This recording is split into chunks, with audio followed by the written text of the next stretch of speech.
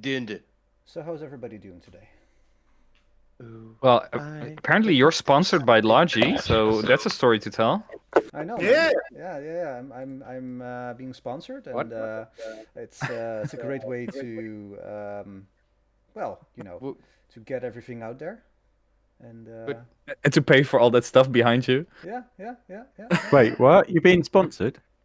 No, No, look on but the bottom right of his video. I have to. Oh. I don't. Where do I turn off that Logi? Well, you have to pay for that. No. Oh, no. No. There was. Well, first we do this. Wow, look pretty bright. There we go.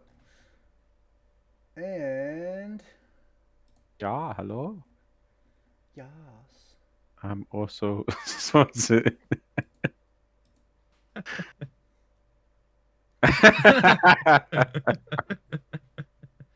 So how do I turn this off again?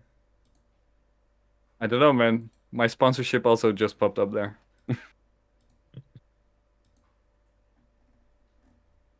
Advanced options. No. Ah, there we go. Oh, it's the watermark under the... Yeah, it's under the camera thingy.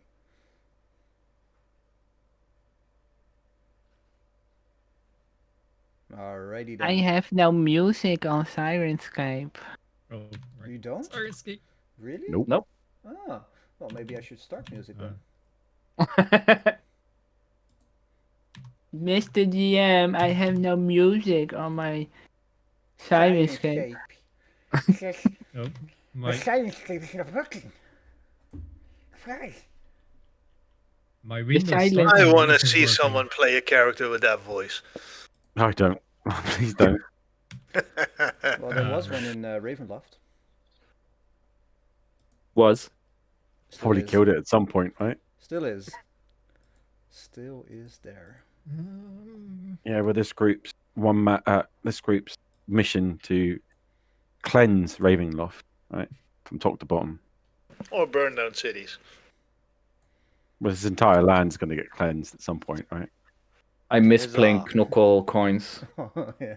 I'm suspecting Flemish there's gonna be a lot beefcake. more fire. Alrighty. It's the only time I actually almost broke coins. With laughing, yes. Yeah. I've never seen you laugh that hard. Like when you dropped the axe. Oh.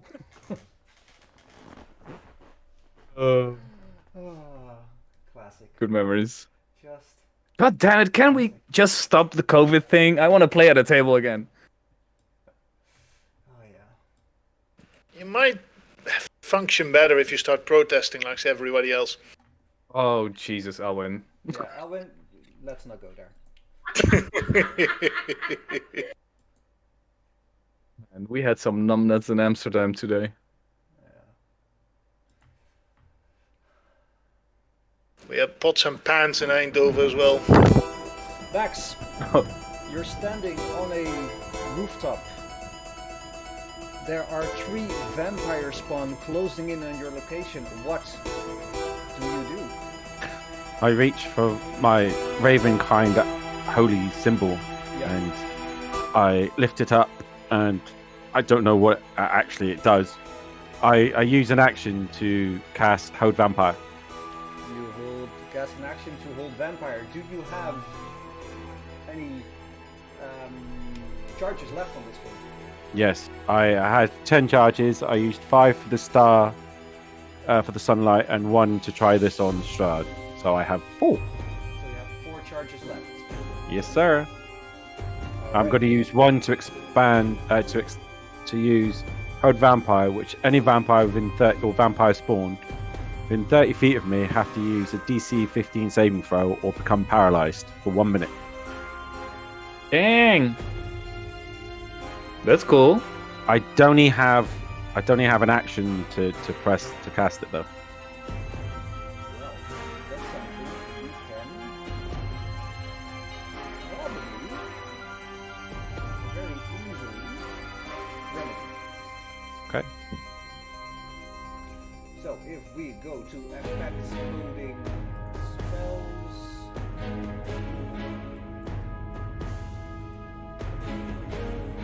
Oh, if you use hold monster coins, it works. It's the same thing basically, but Or hold person. no, hold person is. It's the same. Oh, that's also paralyzed. Yep. Oh yeah, one is level 2, but only for. No, huh? That's a weird difference. Right, so if I select them all then, because they're all within 30 feet of me, right? Yeah. And then I will cast. It says that one's DC 18, but this one should be DC 15. Can I just make a quick? Oh, okay, never mind. Somehow it's magically changed. You've changed it. So if I hit the cast button, it should work, right? Or do I have the save button there? I'll do the save button, shall we? They all failed. 2 natural ones. Fucking hell! So now they're paralyzed. They're unable to move or do anything. Apparently, for 1 minute. At the end of their go, they're allowed. They can try and roll the save again. Until such time, their asses are mine. So that is my action. If I hit, Can you do the effect on them as well? yeah, I'm just looking monster paralyzed. So it'll be this one, I guess. Right? Yeah. Same thing. And that would be my turn. I think I may have just crashed Simon. Okay. For me? Okay, I have for myself. Yeah, for me too. Sorry. But magical things were about to happen. Woo!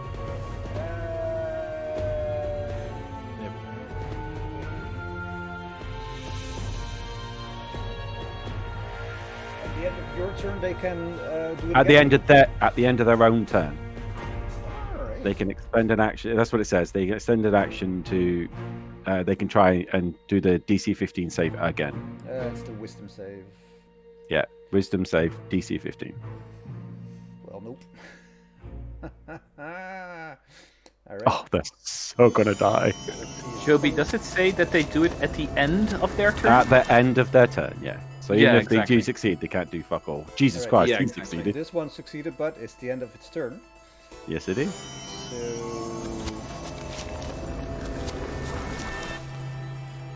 it is your turn again, Bax. Right, so we had this slight conversation.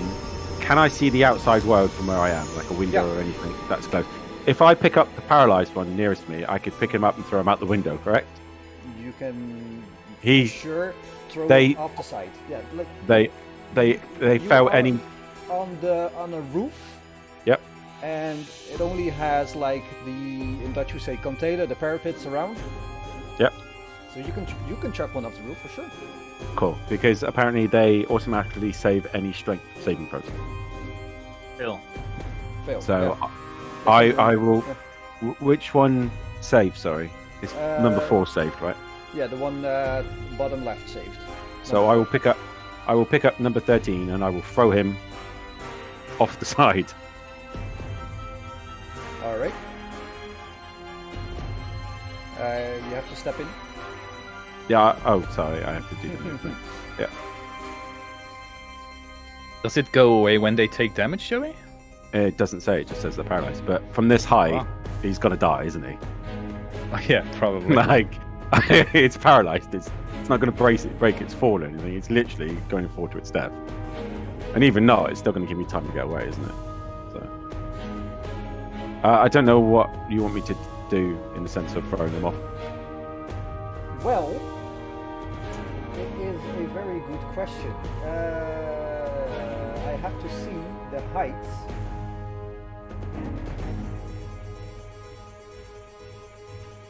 I believe you said it was in the end of last episode, 60 odd feet, wasn't it? Up in the air, or 70 or something like that. Because we're at the very top of a tower, aren't we? I have a picture. Yeah, see? Yeah. There we go. Architectural plan. It is from where you're standing 260 feet down. So that's 26 d6.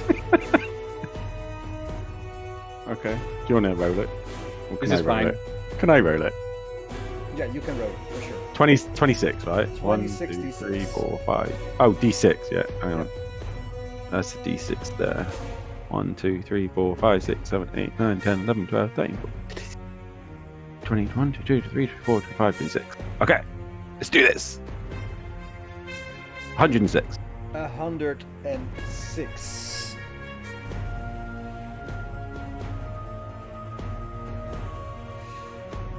And it just falls off. Is that your turn? I cannot do anything else for a memento, so yes, that is my turn. Are you sure you can try to get down the wall to run away or something? Yeah, but the problem is, Vampire 4 is it can attack me. So I'll have an attack of opportunity. That's true. And I'm pretty sure, if I remember rightly, there was another one further down. I don't think running is gonna help me at all here. I don't think I'm coming down from this tower alive, but that's We'll see. no, that's my turn. That's my turn. That's your turn. Alright. This one is gonna do a saving throw. Ah, oh, fuck's sake. Also Bollocks. saved. Mm. No longer paralyzed.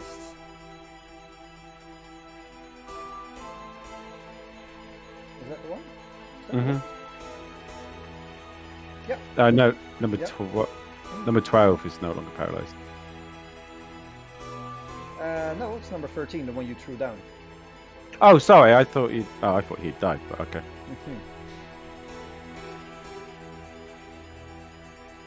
Number 12 is doing a saving throw at the end of its turn. Fails. That means that next up is number 4. Hisses at you, uses its claw against you. Oh, fuck Natty off! 19 hits. Does Fuck. 2d4 plus 3 slashing damage. You absorb a few of it because you had temporary HP. Yeah. And because it hit you, it can try to bite you. But its teeth just scrape the side of your armor.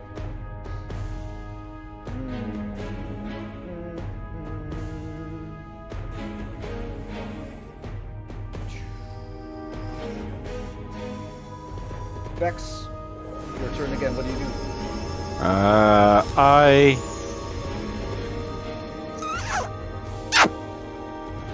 I pick up the other one and throw him off. Yeah. I'll pick up the other one and throw him off the side. So, you want 26 again, do you? Yeah.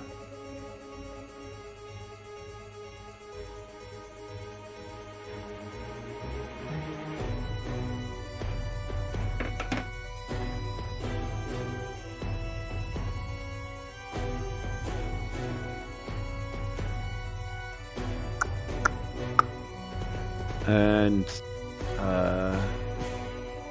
there's nothing else I can do. Just brace myself. Alright. And as you throw one of them down, you see it splat on the ground next to the other one. And as you look down, you see the one that you first threw down. Its limbs rearranging. It's been broken and battered, but it's rearranging itself. So you know that after a while, they'll be It's gone. scampering up the side of the tower again.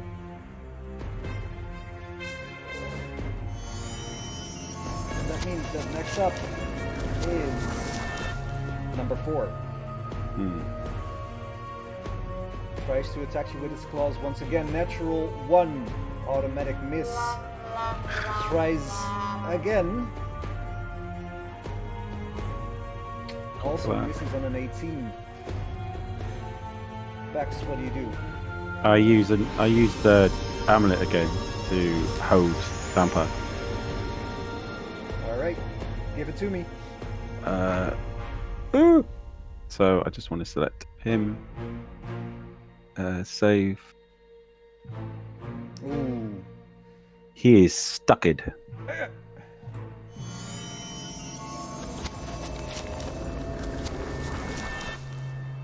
And that's my turn. And Because I that's can't do your- anything. Yeah, can't do anything else for a minute. Alright, did you add the condition? I did. Alright. Well, in that case, it will do another wisdom saving throw. At the end of its turn. No! With a natural one, it's still very much paralyzed. Because it's paralyzed and it cannot move, any attack I do against it is an auto crit. Mm-hmm. So I'm going to vent a bit of frustration before throwing him off and attack him. So if I do that, and then I just roll for damage, right? Yeah, sure. And you can do the critical button on the bottom Yeah. left. Yeah. And then again. That's some shitty rolls. You slash at it, and you hit it pretty hard, but you can kind of tell that not all damage goes through. I don't suppose I can use my bonus action to bump him off, could I? Sure, you can just try to kick it off. Oh, I'll kick him off then. As he cannot move. Describe this scene for me. Well, so he's standing there after just attacking me. I spin around and I slash him with my sword downwards and then acrosswards. Seeing that he's still obviously unable to move and he stampers back, I just kick him. So it sends him head over first over the side with his arms like completely stuck to where he was when I paralyzed him. And as he's falling down, he just like spinning around, his face looking at the ground. And smashes into the ground. Smashes into the ground. As you kick him, once more, Right. the absolute silence around you.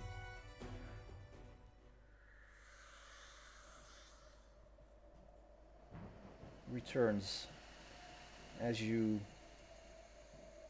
survive another minute, maybe. And as you stand there,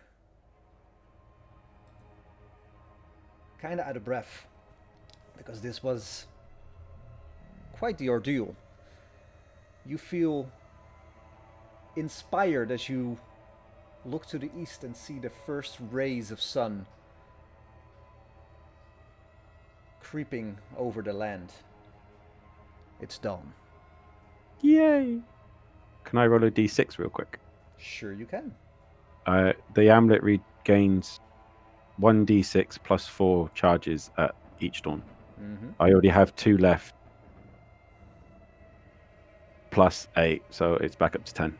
Back up to 10. Well, that's Lucky. lucky. There's still another vampire in there. There was 4, wasn't there, downstairs? There were 4, yeah. Only 3 followed you up. Yes, they did. Feeling brave, I'll go back down, find out what's happened with Suckid. Alright. So I will move you back here. Do you want the flavor text again for this room? Yes.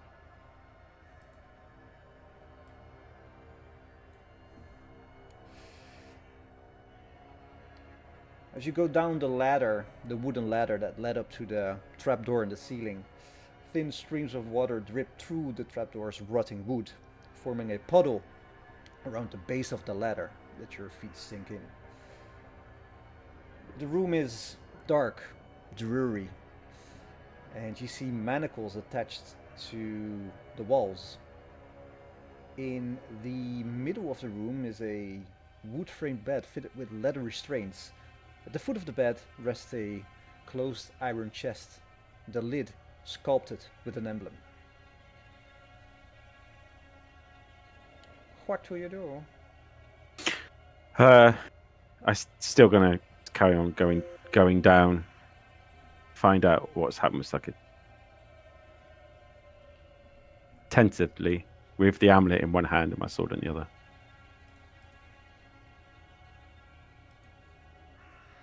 Cautiously knowing that those creatures could come back up here at any moment. So I'm moving forward at a bit of a pace, but, still being a bit cautious.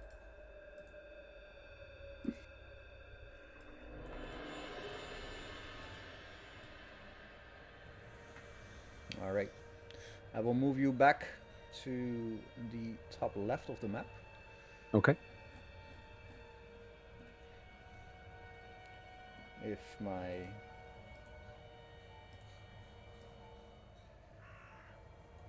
fancy crowns is willing.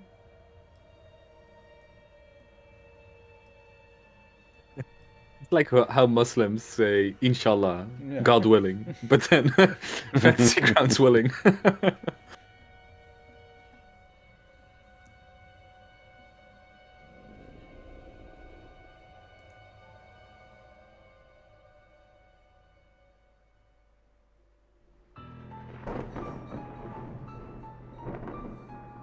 Where once there was a large red crystal pulsing heart, now a disheveled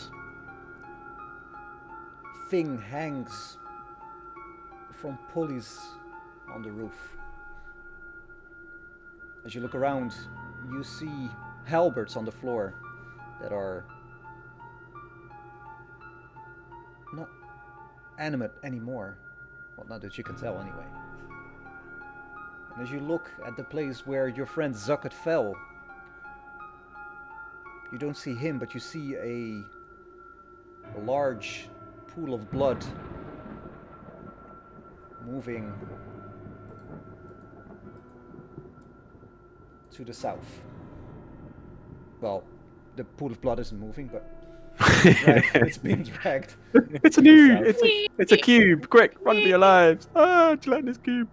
The thing that's hanging from the center, the disheveled thing, is there anything that remains of it that I could collect? No, because it's in the center of a very large open area. It's a bit too high and a bit too far to grab anything from it. Okay.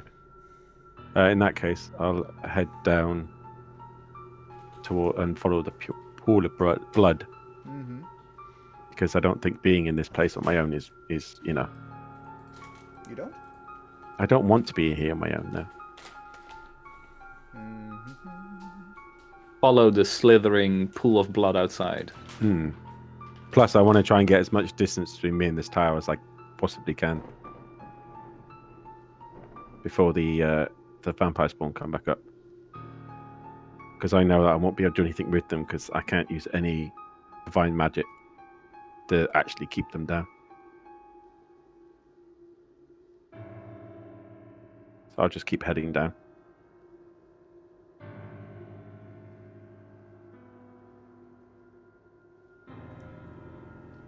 Which way does the oh, sorry. This 60-foot diameter tower roof is rimmed with battlements.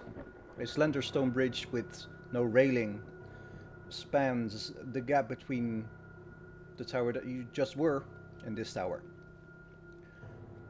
To the east, the high tower of Ravenloft thrusts skyward with no apparent opening in sight at this level. Black, boiling clouds hurl rain down from above. But to your right, left on the map, stage right, you see a stone staircase heading down. Is that the direction of the blood trail? Yeah. I will follow it.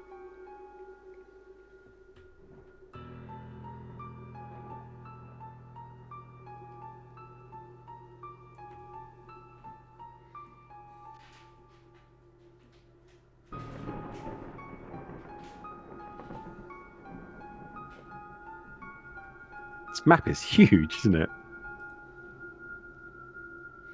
As you enter the spiraling staircase, it's dark, dusty. You hear ominous wails coming from downstairs, but also all around you. It's like the wind is playing with your auditory senses. What do you do? Which way does the trail go? The trail stops at the landing right here, but there's no sign of Zucket anywhere. Okay. The smear marks, is it? Which direction was it like ending? Like towards towards the stairs or towards the door? Give me a survival check. Okay.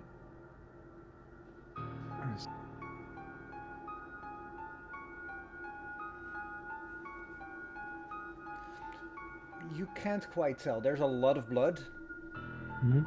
and as you kneel down to check it, you look around, and you kind of surmise that somebody picked up the body and just bolted with it.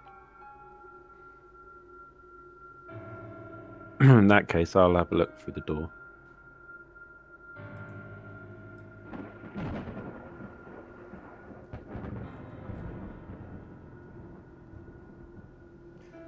You open this very heavy stone door, and you enter a room with a rather low ceiling. It's a 20-foot square room that presses down on you. Torn and broken couches lie in heaps hazardly strewn about. Deep claw marks cover the hardwood furniture, and the once lush upholstery has been sliced through threads. From the dark shadows amidst the rubble, 3 pairs of green eyes stare back at you.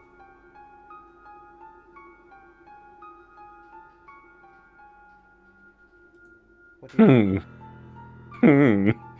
Um.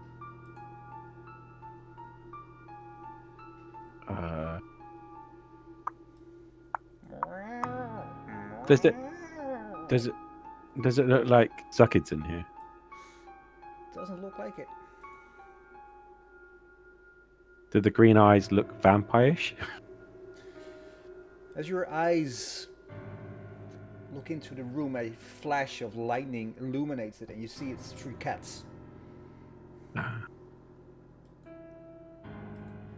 The claw marks on the upholstery and stuff look like it could have been caused by a cat, a normal cat? Yeah. Or did they look like something that could have been done by something that's a bit more evil and a bit more possessed? Well, cats are pretty evil.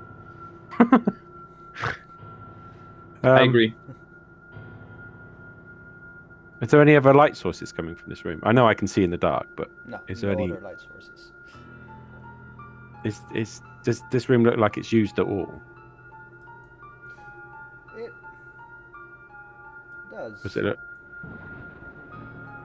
Okay. And as you're standing there, from the door to the south, you hear the sound of a door opening. Okay. The corner, the top corner up here. Yeah. Right, while I'm walking there, is there anything there? It's a 90-degree angle. Yeah, I mean, there's any furniture or anything along this wall? No. Okay. Does it sound like someone's approaching this way? Yes. And you hear I'll use. cackling. Oh, go on. I'll use minor illusion cantrip to create the wall in front of me. So it looks like where I am is where the wall is, so I'll be behind it.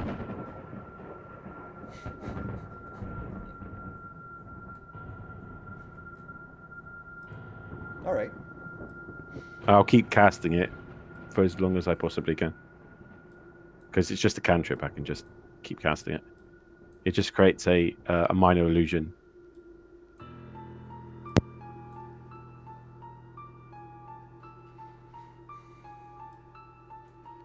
And I'll just wait here and see what comes through the door.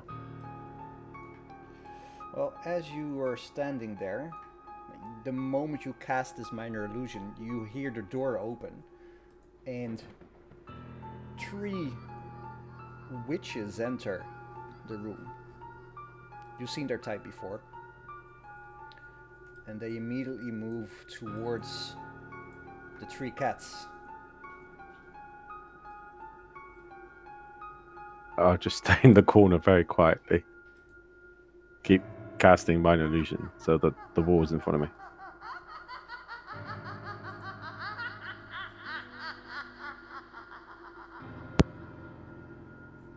They're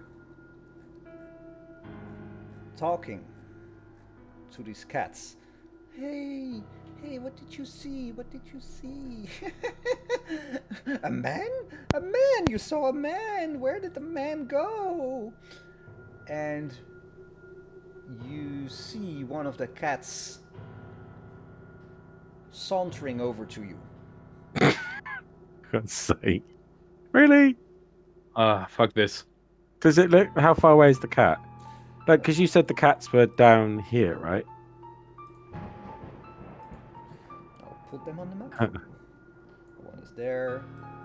One Okay. is there. And the one is in front. And the one in front is sauntering over to your location. As it's doing this, I'm going to move myself along the wall Mm-hmm. as quietly as I can, but as quickly as I can.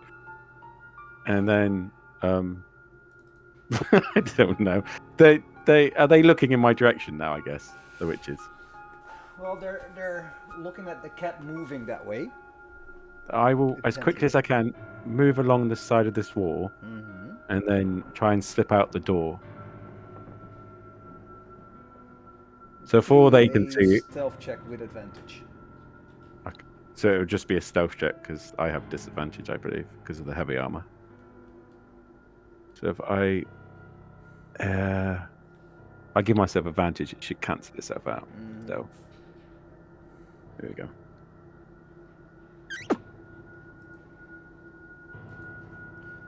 $14, not bad. Not bad.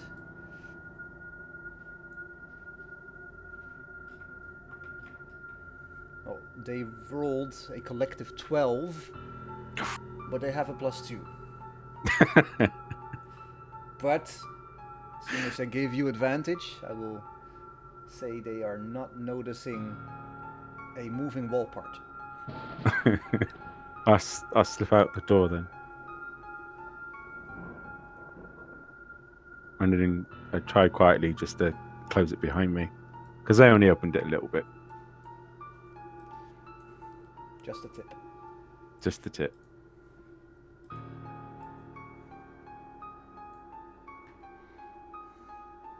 And I will continue to go down the stairs to give myself a bit of distance from the witches and from the vampires.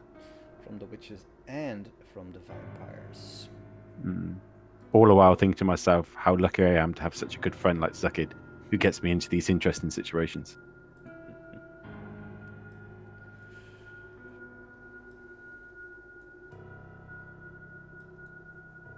You can close this map, Joby, for now. Okay. I'll open the new map for you.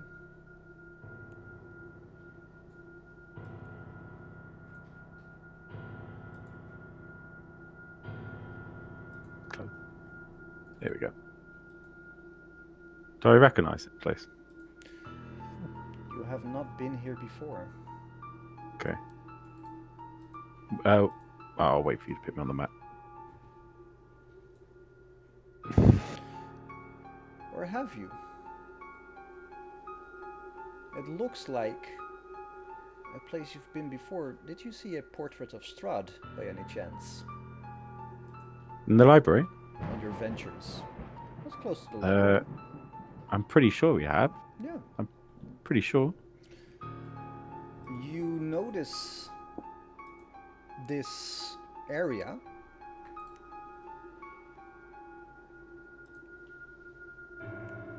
And I take you move down a bit, and I do, yeah. you've been here before, indeed. You know that one way down is the library that you saw before. But there's a trapdoor in front of me as well, right? Mm-hmm. You Are want there any flavor blocks? text? Yes, please. You come to a dark landing 10 feet wide and 20 feet long.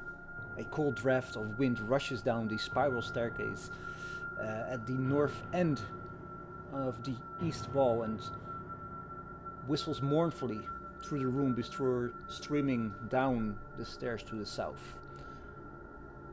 As you enter this landing, an ornate square rug covers the floor to the south. Set into the west wall is an iron-bound wooden door with a wooden trapdoor set in the floor in front of it. Hanging on the north wall, above the trapdoor, is a framed portrait of a handsome, well-dressed man with a serene yet penetrating gaze.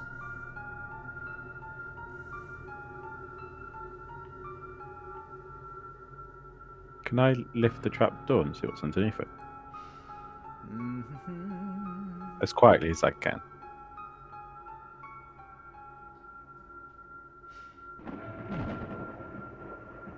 You open the trapdoor as quietly as you can, and you see a long. How far is your dark vision? 120 feet. This extends beyond your dark vision. It's just one long, dark hole, basically. It just keeps going down. Just keeps going down. It's a long, dark shaft. Dynamite! Can I, I'll look through the door then, to the left.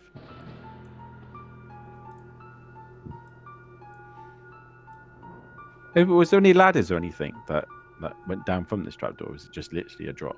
It's just literally a long, dark shaft. Seems like a really Damn weird right. thing. Weird thing to have in a castle up high. I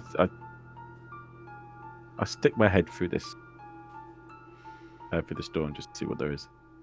As thunder shakes the tower, heavy beams groan under the weight of the ceiling. 3 ornate lanterns hang by chains from these beams, each casting a dim glow. The curved west wall is fitted with 3 windows of leaded glass and steel latticework. A bookcase sits on the east wall between 2 doors. Plush, overstuffed chairs and couches are placed about the room. The fabric has faded with age, and the patterns it depicts are nearly gone. Lounging on one of the couches is a handsome young man.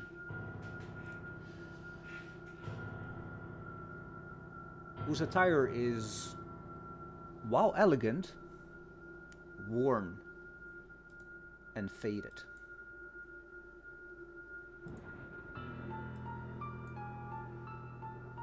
I will put him on the map for you.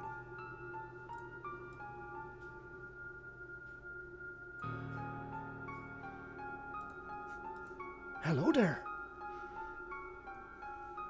Hello? General Konobi. What brings you to my room? I'm sorry, I don't mean to intrude. You're not intruding. I seem to have got myself a bit turned around in the castle. No. It is a large place. We all get turned around in one place, in one way or another. May I ask, who are you? I can't say that we have met before. No, we have not. My name is Escher. And tell me, Escher, what are you doing here? I am one of the brides of Strahd. though he has lost interest in me a long time ago. I am Um, bound to this castle. Alas, in what sense are you bound? Are you unable to leave? I am a vampire, but for reasons I do not wish to talk about, I am bound not only to this castle, but usually to this room until he allows me out, which he so rarely does these days. Oh, so you're. I just take a step back towards the door, threshold. So you're unable to leave this room? Well,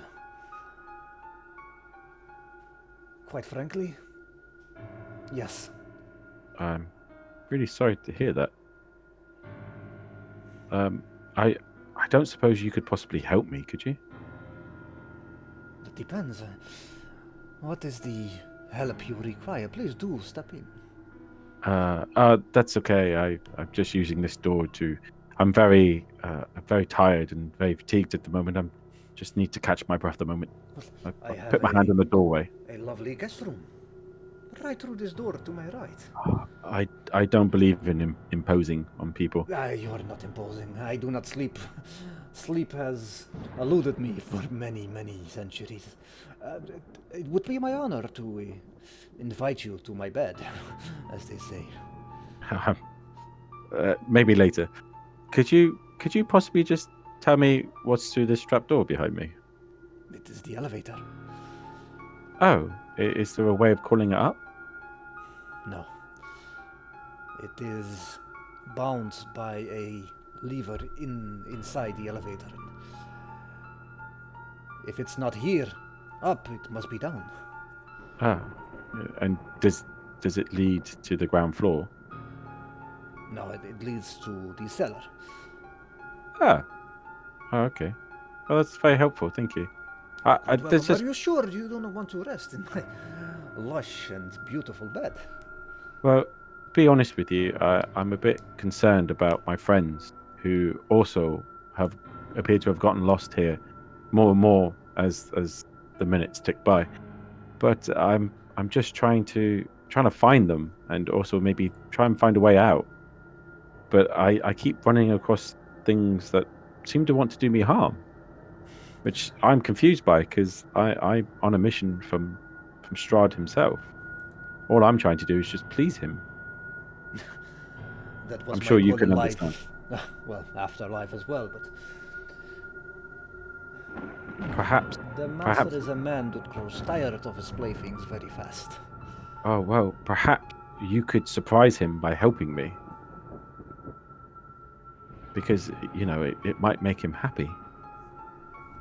And then I could tell him that it was because of you that I was able to do and complete my task for him. As you say this, he stands up and ponderingly walks towards you. I just take a slight step back, just a tiny bit. I like try and stumble backwards a tiny bit, like I've lost my footing, not to offend. You look ghastly tired. You cannot even stand on your legs. I insist, please, step in and take advantage of this lovely resting place. If you're afraid of the castle's masters, he does not venture here. I have not seen him in years. I'm sure you understand, but I cannot rest while I've got a task to complete for the master. And if he caught me resting and not completing it, I'm sure he would be displeased. I do not think you would be the kind of man that would like to please Strahd. What makes you say that? You do not look like somebody who is in league with him, as they say. It is the man in the middle, to the left. Well, I am a holy man, a holy warrior, and my word is my bond. And if I give in anyone my bond that I will complete a task, then I will stop at nothing to complete it. And I have taken on an undertaking for Strahd. And my duty tells me that I must complete it at all costs. So whereas I might not always be in agreement with his methods, I have still agreed to do a task for him. Can I have your name? It's back. Bat? Backs. Bax. I knew a Bax once. Baxter. Just back. Yes. Quite sure, quite sure. Well done that, man. If you change your mind about the bed, it is so lush. I long to be able to sleep again, but alas, it is something that is taken from me, just like so many things. I have tried to rest here before, but it seems to be a very challenging experience. I've been unable to find rest. Well, that's because perhaps the castle does not allow rest. But I am master of this domain, and if you are really trying to rest, I'm sure we can work something out. Don't know if I could rest knowing my friends may be injured or hurt. And forgive me, but I'm slightly concerned for my safety. As you should be, this castle is a dangerous place. I was referring more to this room. I mean, no disrespect. This But room is as safe as a kitten. But are you? And now you're asking the right questions. I am safe enough. In what sense are you safe enough? The master tries to hunt for sport and pleasure. I also like pleasure, but in a different way.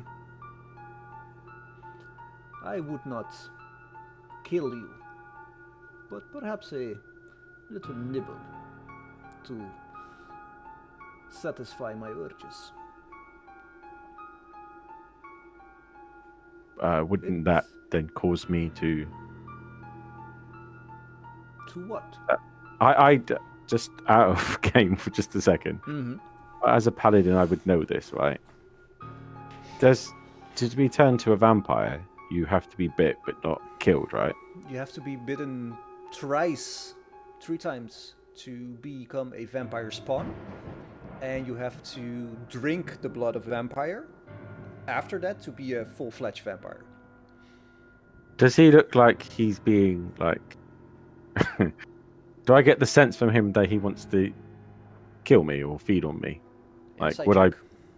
I be Is he down safe to in fuck? this room? Would I be safe in this room is what I'm trying to Insight ask. check. Oh, for Christ's sake. 14's not going to tell me fuck all. You're not sure, but he seems to be telling the truth. And he takes another step forward, gesturing to the door at the south end and says, Bax. Can I call you Bax? I will call you Bax. I wish you would. That is my name. Good. Bax. But my friends call me Shirley. Don't call me Shirley. I propose a deal. You have a rest. And I would have a little nibble. Just one, mind you. What assurances do I have that you won't while I'm sleeping? I have trust issues. I'm sorry to say. Bax, I will make it frank. I'll be frank. Also, Escher. Hello, Frank. Hello, Shirley. You do not look long for this world if you continue the way you are doing now. I propose a deal that you regain some of your strength if I get a bit of your life. Does that not sound like a fair deal?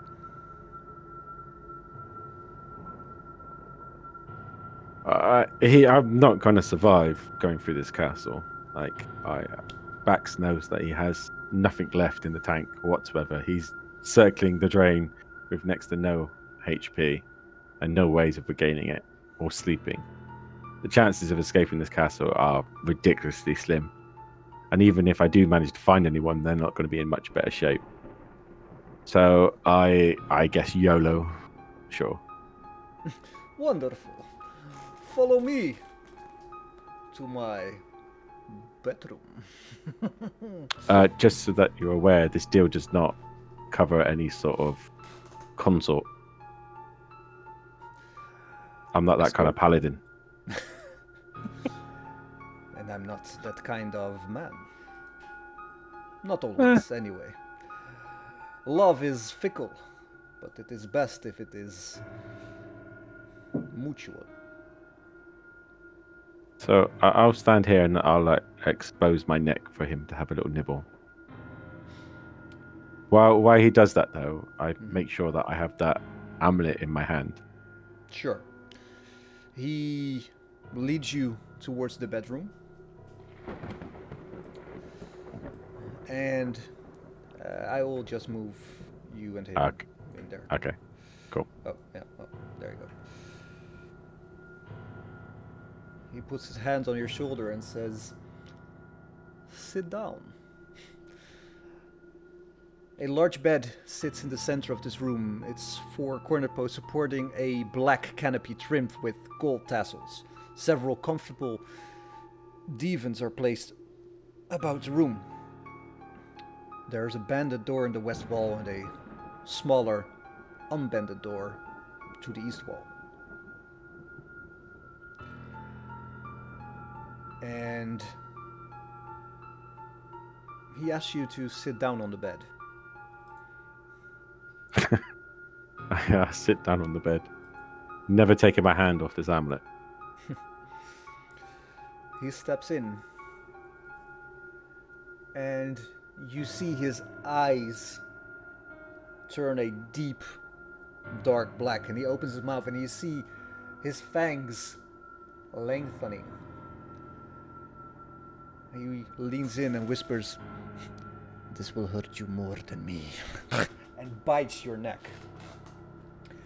You feel warmth, like your inner glow, leaving your body for a moment as he gorges himself on your blood. And as you begin to feel wavy, he smacks and licks his lips as his head moves back and says, "Oh, the blood of the righteous. It has a kick to it.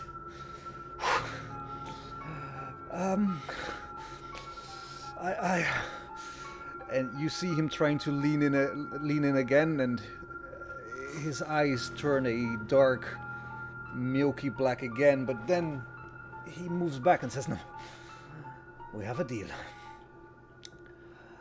Please rest, and maybe tomorrow we can, or in a few hours we can see if we can do this again. Rest now. Rest now." He Slightly moves back. aroused, I get into bed. You get into bed, you lay down. He closes the door, and are you going for a long rest or a short rest? I'm going to try a long rest because he assures me it's a safe place too. I will sleep, however, with the amulet firmly in my hand. Firmly in your hand. Mm-hmm. Like I'll wrap it around my wrist, Mm-hmm. like binding it so it can't just be taken from me. And the sword next, and I'll sleep in my armor as well. So I try and pull it up a bit more around my neck. Yeah, just to be sure. Yeah, Just like a to be scar. Just like a scar.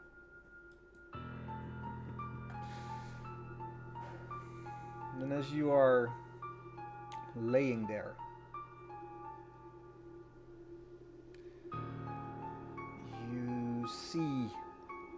flashes of lightning, even in the early dawn,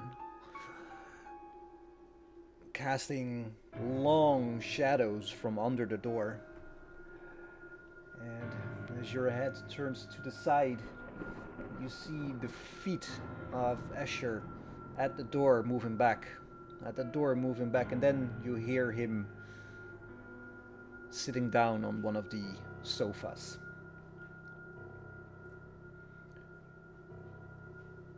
The bed is, as he said, quite comfortable. You feel yourself drifting to sleep.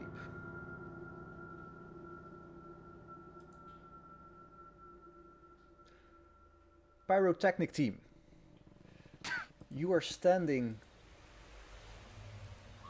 in the woods, invisible, with a large barrel. The glow of a burning Volaki behind you, a large lake in front of you. What do you do?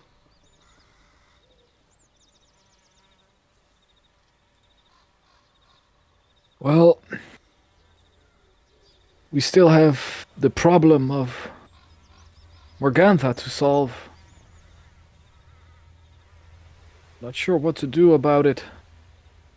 DM, what was her deadline she gave me? Tomorrow? Yeah. Which is basically today. Well, you had one day, so it's tomorrow night. This night. Yeah. Coming night, yeah. Wait, huh? She came to me after I woke up, right? Yeah, but you didn't have a long rest. Oh, okay. Man, I wanted to peek a little long rest in between there.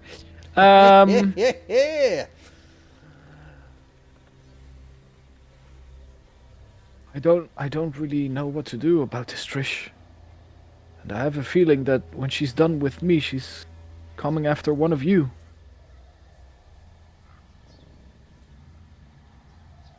Yes, quite likely.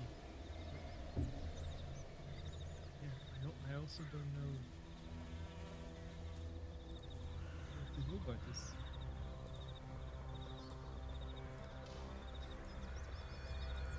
Well, do we have anyone we can ask for help that's still alive? Well,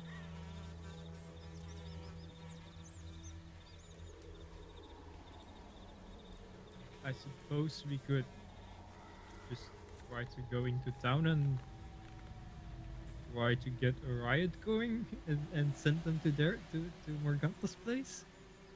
Was a fire not enough? What are you saying? You want even more chaos? Well,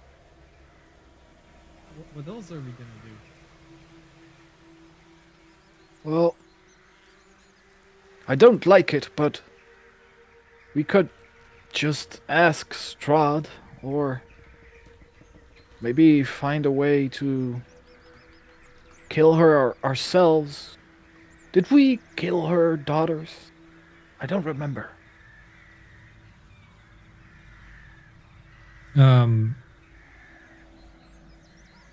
We killed one, I think. At the windmill. Yes, well, she won't have lost too much power. I also thought maybe if we go back into Valaki, nobody knows what we have done. It might Oh, bring some unrest. The fact that Lady Wachter is not there anymore. Yes, and Yeah? if we go now, we could still help with extinguishing the fire. Lady Oh, Wachter I will like- have died by now. Yes. And if we are seen helping the town, the townspeople might be more inclined to help us. Sounds like an excellent idea, actually. Even if we wouldn't benefit anything ourselves by it, it would mean something to me if we at least prevent other people from suffering from this. Mm-hmm. Quite. Shall we go straight away? Yes. We hid the barrel in the woods somewhere. Like we already settled that, right, DM? Yeah, if you really want to see how well you've hidden it, you could do a nature check, but I imagine you just put it somewhere, put some leaves over it, because it is pretty... Not a lot of people venture into these woods. No, exactly. I'll just trust by it. Okay, Trish, let's go then. And we bust the move back into town. You bust a move. Ba-ba-ba-ba-ba, heading back. Making your way back down. Putting down fires, on we go. And we killed her with fire. And now she's gone. You That's two. enter this town and it's pandemonium. Like, you see people screaming, you see children walking, like running, people with burns on their face and on their body, children. You've seen that famous Vietnam picture. Yeah. Yeah, that's basically. Oh, we didn't use napalm. Come No, on. but it's old wood. And as somebody rightfully pointed out last week, the orphanage was right next door to Lady Wachter's house. But hold on.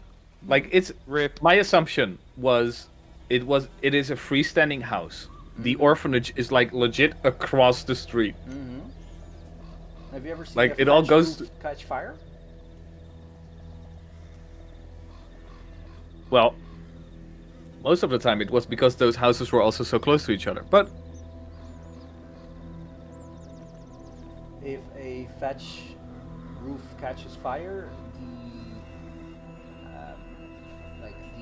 the smoldering embers carried out by the heat and the wind, it's pandemonium. whatever happens. Whatever happens, happens.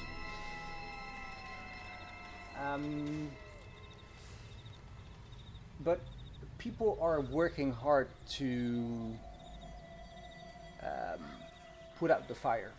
They have a line of people getting buckets over one hand to the other, stretching all the way down that you can imagine is the town square where there is a well, and people are trying to soothe others, running into buildings, getting stuff out, keeping the surrounding buildings wet so they don't catch fire. What do you do?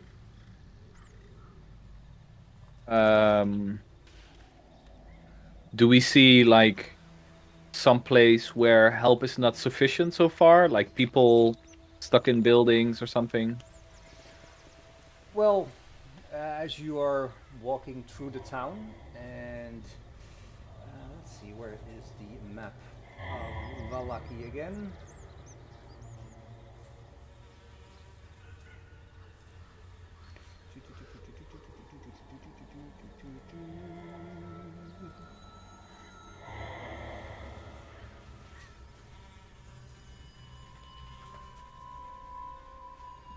Map of Valaki.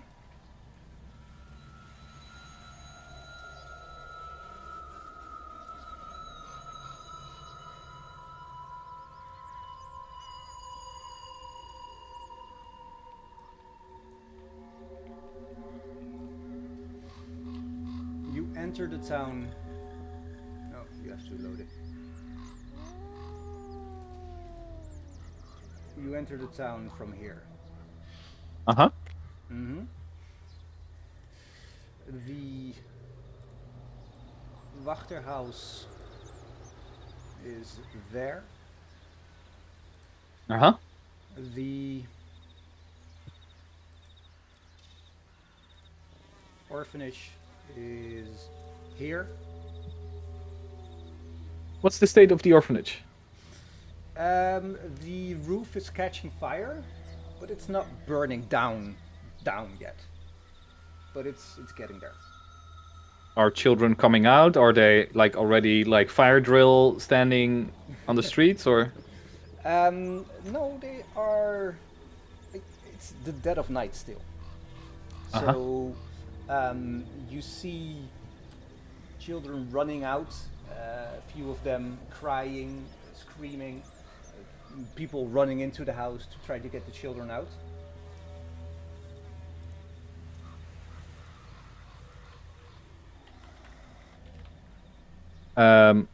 I'll go run into the orphanage then. Yeah, me Like- too. All right, you guys run into the orphanage, and do you stay at the bottom rung? Do you run up? Oh no, I go up as fast as I can. Like Yeah, up. First big problems are gonna be upstairs, I imagine.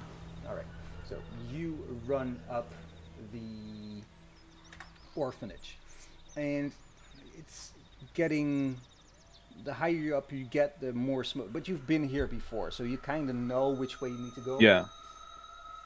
And you see a few children crying, not knowing what to do. So I guess I imagine you direct them downstairs. Yeah, yeah. Yeah. And one of the older kids clamps itself onto you, Seraphim, and says, please, the babies in the other room, they have nobody, they can't go outside, please help them. Show me which room. Let's go. All right, and she points towards a room at the end of the hallway. Run towards it. You run towards it. Smoke is billowing in the hallway. It's getting thicker. You open the door and you see 3 cribs. Uh-huh. All 3 of them have a baby.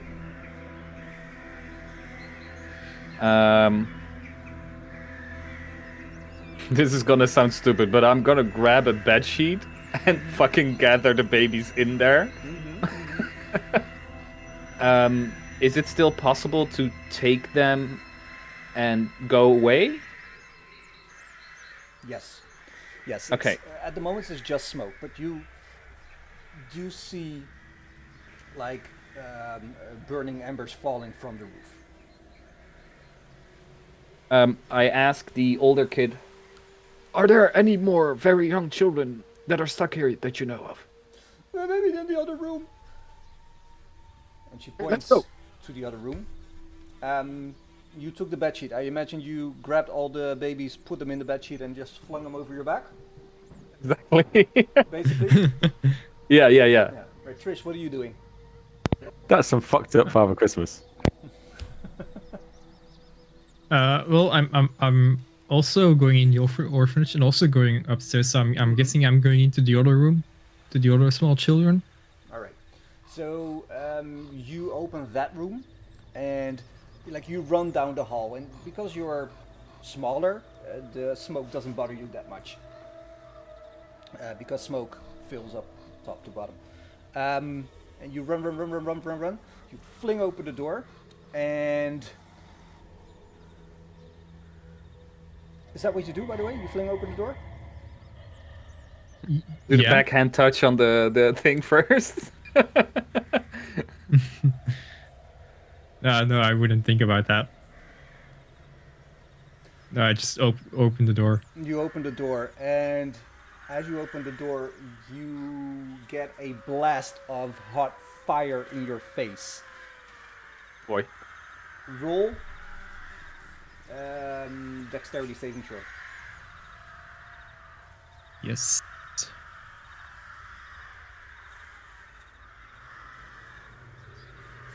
With a 17, you open it and you feel like your eyebrows smoldering, your hair burning up a bit, but seeing as you are rogue, you open the door and immediately close it again. This room is beyond help. Do we hear any voices, screams, calls for help? Give me a perception check. Gladly. Or could I do investigation, maybe? Sure. Oh, fucking hell, I dropped a natural 20 because I'm exhausted. Yes. Well, the dirty 20 for Pyro Kid Trish is good enough.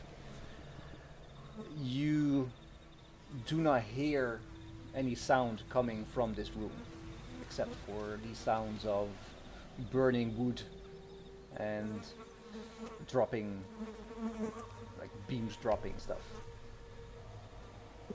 Bring the babies outside. We should probably go now, Trish. Yes. This room, it's... Well, there's no one alive in there anymore. And I go downstairs and I make my rounds on the downstairs on like the ground floor.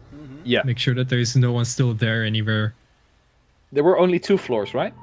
It's 3 floors, but you know from last time that the top floor was not in use except for... Yeah, it was an attic. Yeah, except for the demon spawn baby. Yeah. That jumped out of the window. Yeah, we're both gonna do a quick round on the ground floor until it gets too dangerous to do so. Alright, so you run downstairs, you make a quick tour of the ground floor, and most of the rooms are empty. You see a few kids cowering behind their bed or under their bed, and as you open the door, they scream and you drag them out. Yeah. And then you get to a door that you open and you see an old lady, the headmistress, sitting there frantically writing and grabbing papers from the shelves. And she looks at you, Trish, and says, please help me, I need to get all the files. All the files? Yeah, sure. I will grab some. Right. What are those files? No time to explain. And because the DM didn't think about it, and you grab most of the files. And Trish, as you look, you see that these are like adoption papers. Like this is the kid of this and this father and this mother. Like it's a whole ledger and papers of every kid that's ever been here. Shit. She stuffs it in your hands, grabs a few books, and starts running outside. What do you do? Yeah, I take the books with me and run outside. I walk out of her room, but still listen out. Did we check everything, or are there still like screams, kids? No, you checked basically all the rooms on the first floor, all the rooms on the bottom floor, and any kids that you saw, you yanked out of their room and sent them out. Yeah. You're fairly confident that you checked the whole house, as smoke is now getting too thick to see, and you're getting like trouble breathing. Would I feel like I still have like 1 or 2 minutes? Or is it like really close to getting fucked up? It's getting pretty close. Like you can try and stretch it, but you would have to make some rules for it. No. Well, I'll just go outside then. All right. Baby's crying on your back, by the way. Yeah, that's why. As I go out, I take like a safe distance from the building, and present the baby. I open up the bed sheet and present the babies to the headmistress, and say, we found those upstairs. We believe that anyone still alive we found and brought back down. I imagine the old kid that helped us is still with us as well. Yeah. I point to him. Have we seen him before? Well, the first time you came here, you Yeah. saw some kids like playing with the babies and playing with like some older kids playing with the babies and the younger kids and doing like homework stuff and whatnot. Yeah. So you see this kid, you've seen it around the first time you were here, but you haven't seen it around town or anything. No. This big fella here, he did great deal of help to save these babies. I want you to know this. He did very well in this dire situation. We are going to see if we can help other parts of town, so please take care of the babies. All right. She thanks you profusely. Tears streaming down her face as she grabs the bundle and notices what is exactly inside of it, and just falls to the floor, her knees buckling, crying in gratitude and sheer overwhelmment and exhaustion. And one of the older kids rushes to her, and a few people outside rush to her to help her up and support her. Give me a perception or investigation check, and if you're doing an investigation, I will tell you why after a roll. Okay. Investigation it is then. Ugh. Trish, do me a perception, please. Oh, yep. You're both pretty overwhelmed with saving the children from your own pyrotechnic And tired as fuck. You're tired as fuck, Seraphim. Trish, you are. I'd imagine you are quite overwhelmed with. In shock. Yeah, quite like this is your doing, basically. You don't know if anybody else got hurt except for the people inside the Wachterhaus. It's all a bit dawning on you, and the weight is dropping on you of the actions and their consequences. Well, as we're standing there, we can see Lady Wachter's house across the street. Any sign of her people, her herself, maybe even? No, and you see people are trying to put out the fire, but you can also tell that this house is beyond saving. Like it was old, it was wood, and you set fire to multiple parts of this house. Yeah, exactly. Any other buildings that people are having trouble saving? Yeah, well, the buildings around the orphanage and the Wachterhouses are also catching fire, but the time it took you to take out the barrel, come back, try to save the kids, you can tell that most of the fires are now under control, and people are reluctantly giving up on the Wachterhaus, seeing that it has no possible way of being saved. Total loss. Yeah.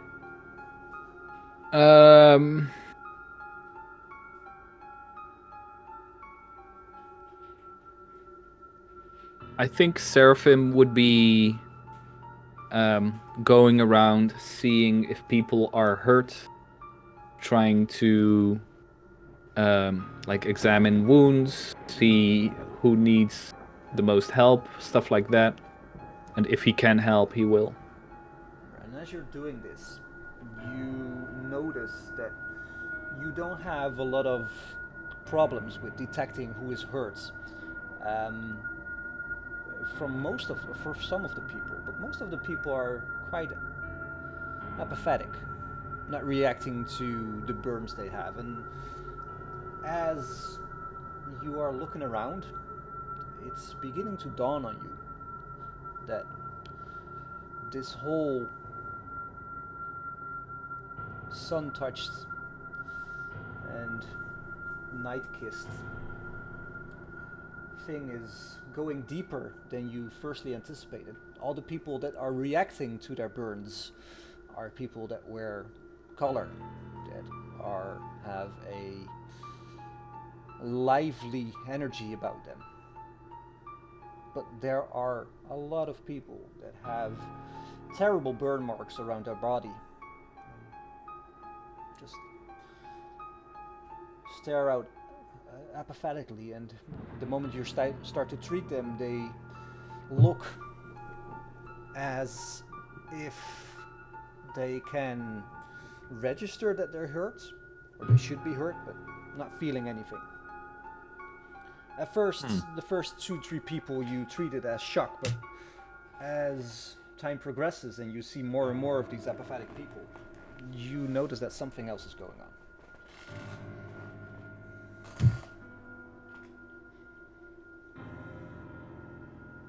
And you're not gonna tell me what?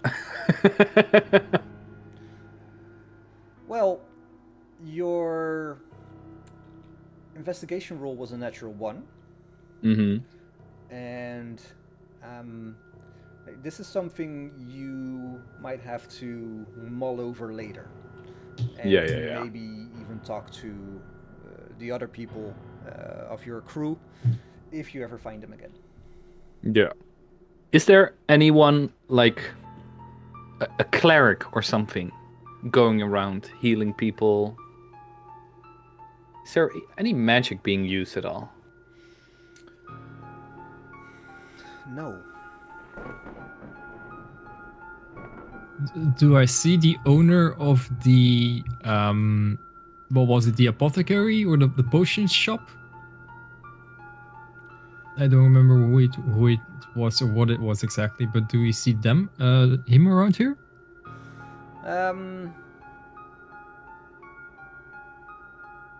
Roll an investigation check, because there's a lot of people about. You look around, and suddenly you spot somebody that might be him. It's been a while since you've been here. A lot has happened. Like not in time as long, but in things that happened. It's pretty long. It's dark. You're quite sure that you see him. Okay, then I'm gonna go up to him and ask him if he is like the shopkeeper or the the runner of the potion shop, or what was it? Yeah, the apothecary. Yeah. He looks at you and like suddenly he remembers your face. Yes, you were with the other one, the one that bought the potion that he said didn't work, but it works. Yes. What do you want? Yes. Can't you see I'm busy? Well, yes, but a lot of people are very injured here. Can we use some of your potions from your shop to help these people? Well, yes, but I have to say, it's gonna cost. Nothing gets for free. Really? You're not gonna help these people? Your own your own neighbors? What have they ever done for me? Well, I assume they shopped at your place. How much do you need? He looks around. 50 gold, up front. I give him 5 electrum pieces. This is not gold. It's Wait. worth 50 gold. Are you sure? You don't know. Well, you don't know money. You're a shopkeeper. Well, yes, but are you very sure? About giving it to you, yes. Here you go. I put him in his hands.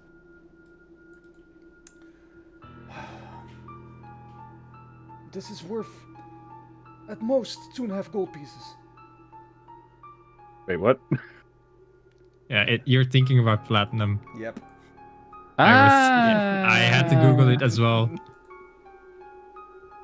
Wait, Mr. Shopkeeper, sorry, I forgot your name. Stephen. even 50 gold pieces, and you will provide the potions for everyone.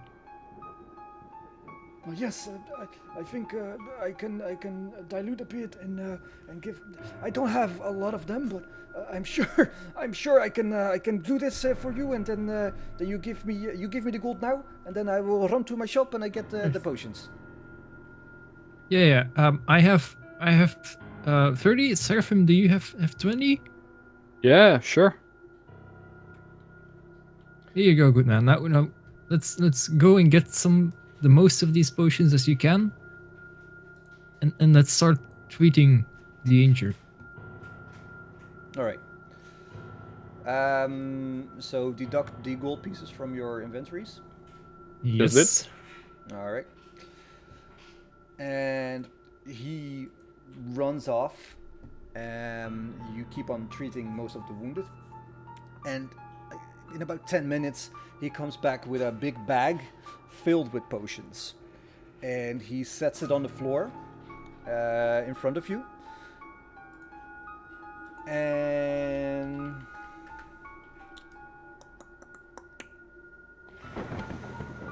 How many are there in there?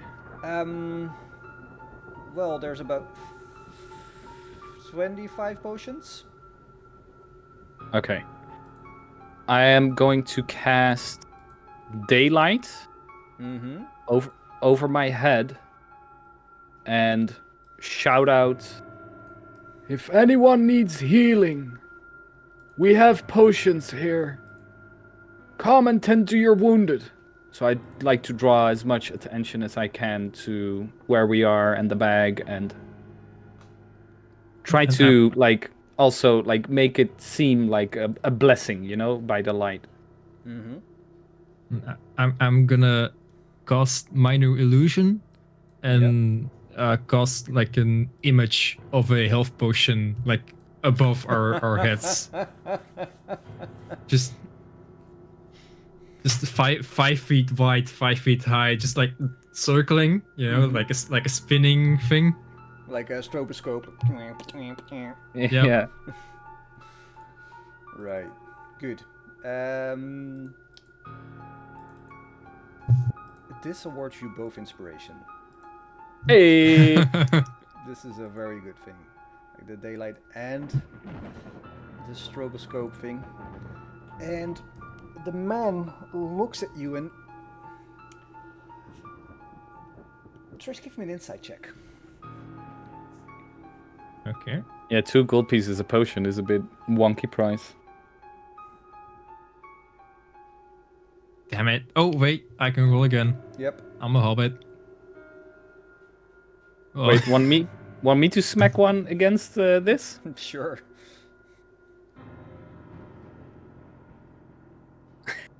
Well, still the best roll. Still the best roll, and like, you can tell that something is a bit off, but like, you are also preoccupied with all the wounded and the daylight spell that needs concentration, and Trish is doing her minor illusion, which is also pretty fantastic and great to see. So, like, out of the corner of your eye, you see this man, and you know that something is a bit off, but you're not quite sure what.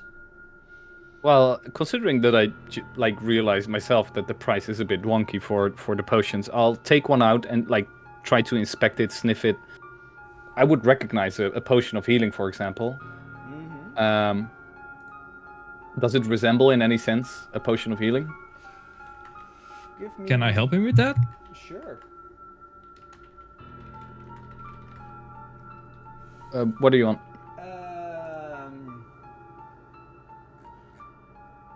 Well,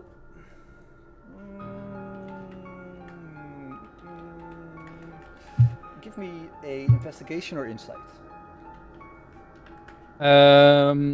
If Trish helps me, I would negate my disadvantage, right? Yeah. Okay. I'll roll the insight then. There you go. There you go. There you go. There you go.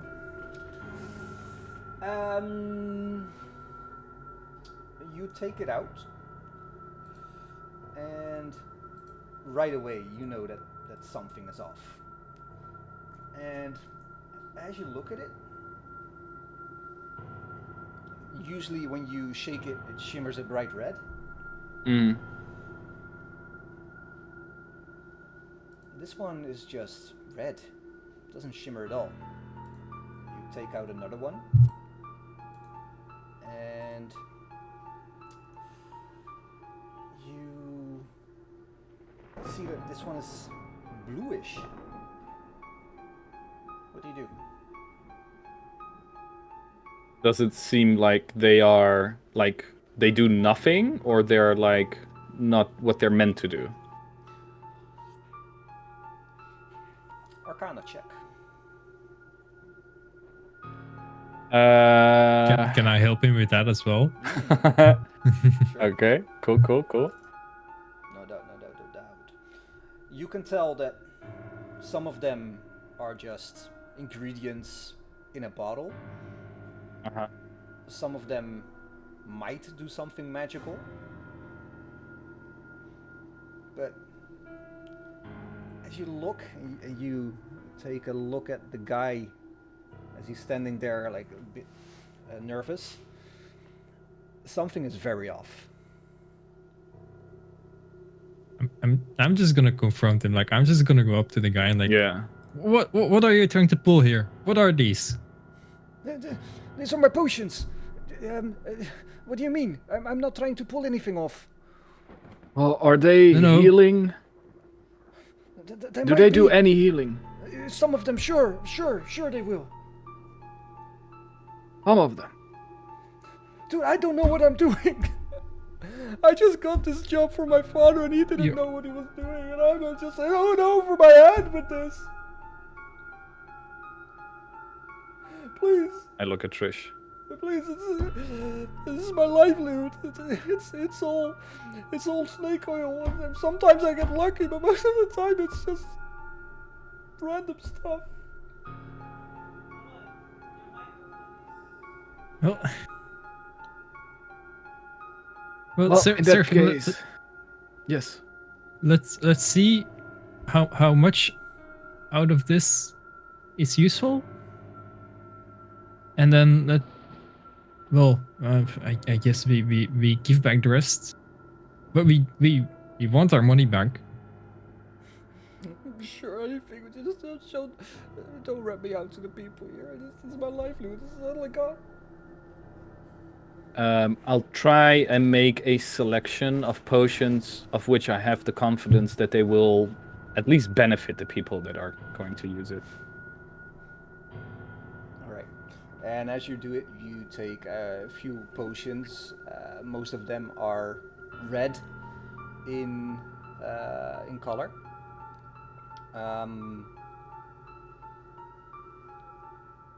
Let's say it was 25 potions? Yeah, something like that. You Yeah. said. Something like that. Roll a D100. Just a. You roll it, Trish. Okay.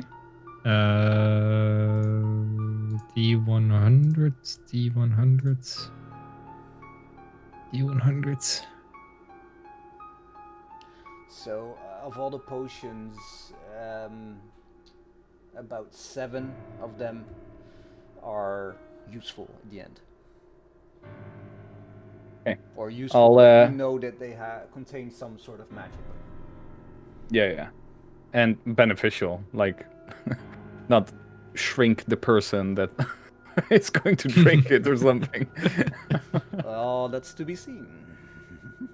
Well, I hold the potions that are like unselected, basically. Mm-hmm. I hold them in front of me, and I say, Trish, you take the money, I'll give the potions back. Yeah. Okay.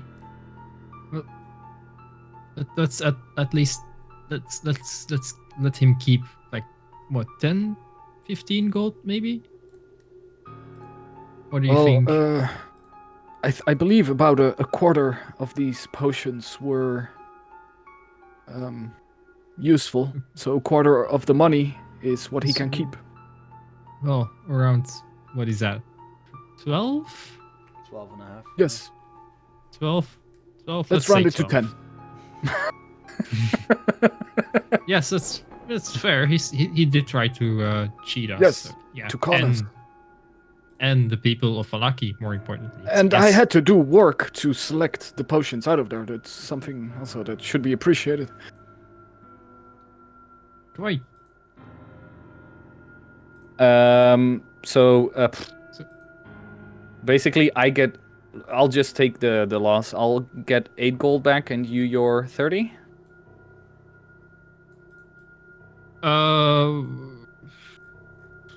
well, let's split it, I guess. I don't mind. So we get. And don't try and sell snake oil next time. If you need help in doing this, just find that help. I will. I will, please. Please. Well, your mic is fucking out again, Coins. It's when you're loud again. I will, please. Please, don't.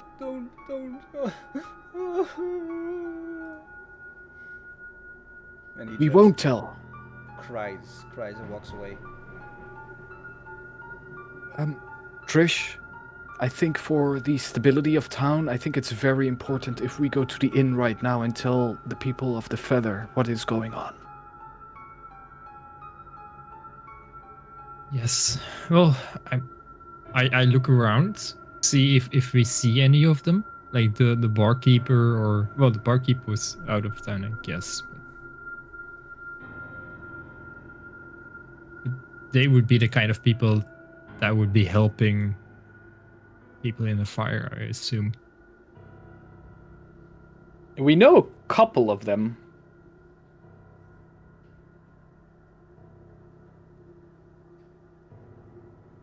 Are you asking me? Do we? Yeah. Do we see them? Yeah. You see a few of them walking about, trying to help people. But as you look towards the inn, you see that most people are congregating there, and there is like a makeshift hospital for the burn victims there. Outside, like they are gathered there, and people are trying to tend to them as best they can. Yeah. Let's walk there then. Yeah, those will probably be the people that need these potions the most. Well, we advertise those potions there, so let's just keep them there. But Poor wait, person there that were. runs there. Where are the potions? Yeah, exactly. I don't know. There were 12 that were okay, right? No, 7. Let's just take 2 with us towards the hospital area and just leave them under the rest under the light. Yeah, we'll go there. Right, and as you're walking there, let's have a short break. Yes. That's a late one. I know. See, we can do good. Yeah, after you burn off the town down. Right, I was just thinking you guys are like Right. little demigods. You give the people something Yeah. after taking a lot from them. Yeah, you, Well, you at gotta least you remind them. Take the kids from the orphanage. Give By- them some good points. Yeah, but by giving them brain damage, by bundling them all into a bag and having them knock around with each other. Nah. Better than being dead. Then, at the One- end of one the give day, it they're one in gonna the hand. need for the hag. One taketh away from the other, right? It seems like half of the town already has brain damage, so I think they'll be fine. Well, half the town now also has burn damage, so There's Right. that as well. And there's no Just one in lucky charge kitty you anymore. feed. ooh, that's gonna be an interesting thing. Who's gonna be mayor? That's what I'm I trying am. to find out. I'm gonna have a platform of fire safety. I'm getting it. You as well? I'm running for it. I'll be back. Together with Trish then. I think it would be smart if Trish were to become mayor, actually. She'd never have to steal again. Just pocket all the taxpayers' money. Right? Well, she's killed already, two of she them. already killed the first one and the second one. So. It's by right of combat then. Kingslayer. Maybe it was Oh, I Maybe need to it pee, was just actually. For the, maybe she was just doing it so that way she could get in position. You know. Secret possibilities, secret agendas of all the players and characters and party members. I just can't wait till people find me. It's probably gonna take a couple sessions. Same with me. I want to know what's going on with Bjorn though, because we haven't heard of Bjorn since he got attacked by a vampire. Well, as far as I know, he is most likely dead, but I don't know anything because the DM is not talking to me. He's just keeps saying, keep showing up and keep listening. So I keep showing up and keeps listening. Yeah, me and Luke are in that same position right now. Yeesh. Just show up and listen, pay attention. I'm pretty sure I'm dead. Yeah, well, worst case scenario, we'll end up in the dungeons again. Yay. This time I want that flute from that cell. I wish that was the worst case scenario for some of us. Well, to be honest, being taken by Vlad like that, I don't see Bjorn's prospects rising in the future. I see you becoming a vampire, to be fair. Oh, that would really, really suck. I've just read up on vampires. They suck. Right? Because then we'll have to kill you. You don't have to. You could have me as an ally. It might be handy having a vampire as an ally. We're getting to the point we're going to have to kill Seraphim, too. He's turning into a regular serial killer. Yeah. For an old man. I mean, And Trish. You figure he, I can hear you, Joe. He willingly left Victor there to die. Right? He left Victor there to die. And he was like, oh yeah, I promise you I'll take care of your kid. Leaves him to die. Come back just to the blue water and just like, yes. Did you Right? miss Like, the oh, psychotic yeah, behavior of that kid, Joe? Like, the kid was a serial killer. I did this town a favor. Whatever Seraphim needs. Being a serial killer was never proven. Sorry, it doesn't hang in court. Hold up in court, yeah. In the House of Reformation. Yeah. That was evil until I met Seraphim. I think everybody in this group was born evil and then just turned a bit worse. I'll have you know that I'm good. Yeah, but are you good in the way of, hey, look, it's someone that looks evil, let's slay it and not even listen to the things or, the background? Or are you good in the way of, I love every furry little fluffy thing? Yes, Joey, please answer. You have a keen ear listening right now.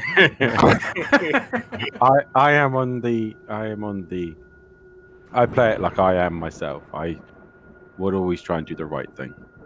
Burn all heretics. Good to know. Look You said anything about burning me into death. How many times have I followed all of you into death? The only times I've ever actually died or become unconscious is by defending one of you lot. Continuously. I've never got myself into a situation of my own doing. Okay, arguably this is true. No, Joby, one correction. No, The Revenants. Defending Joe. Defending Joe. Not defending the group, defending Joe. No.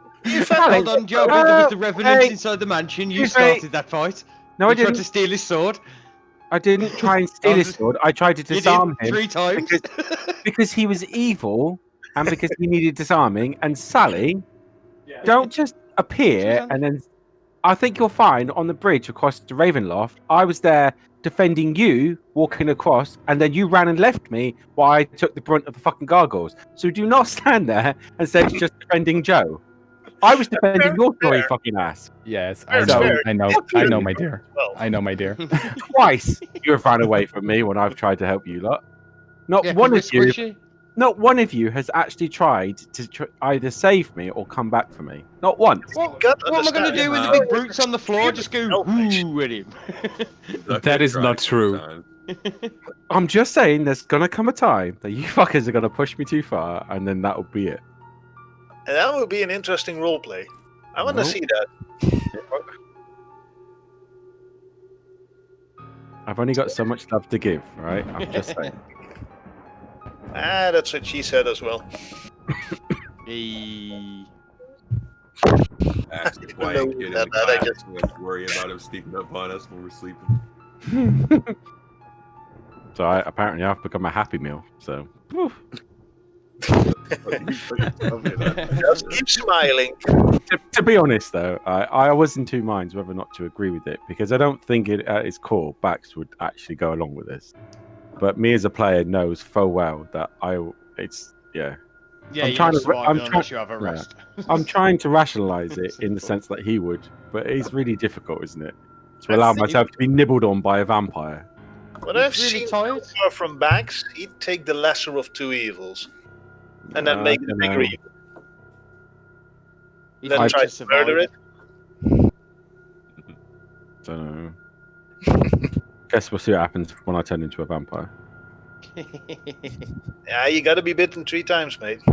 Well, Yeah, I'm you sleeping lose for your 8 hours. paladin. Make sure to find him in your sleep. Right. Can't be a Yeah. vampire I'm paladin. pretty sure I'm going to notice someone nibbling on me. Well, let's just say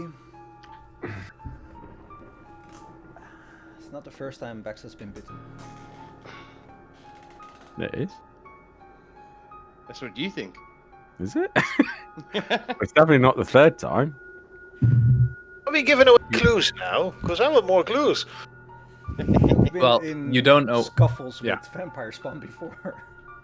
Yeah, but I don't remember any of them managing to actually hurt me. Or at least bite me. Ooh. Well, Joby,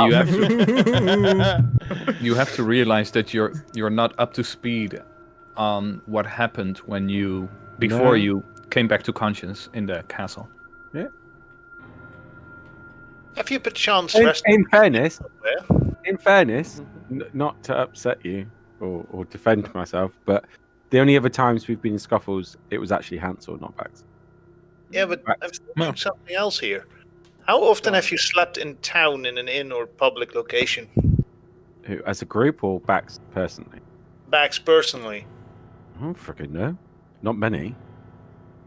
Because Maybe 3 or could 4? easily walk into your room and have a nibble while you're sleeping. Well, Vasily was with us for a while. Yeah, but do you not notice? Like, I'm sure we would have to do rows and shit. I Not don't know. I'm necessarily. at gaming. Who knows? Not necessarily, Hey, actually. For all we know, Just I fun. could. For all we know, we could be doing a whole Fight Club thing, and I could actually be Strahd myself and not realize it. Who knows? You're the traitor. I'm the traitor. That's why I keep trying to sacrifice myself. And throw you off the scent. You?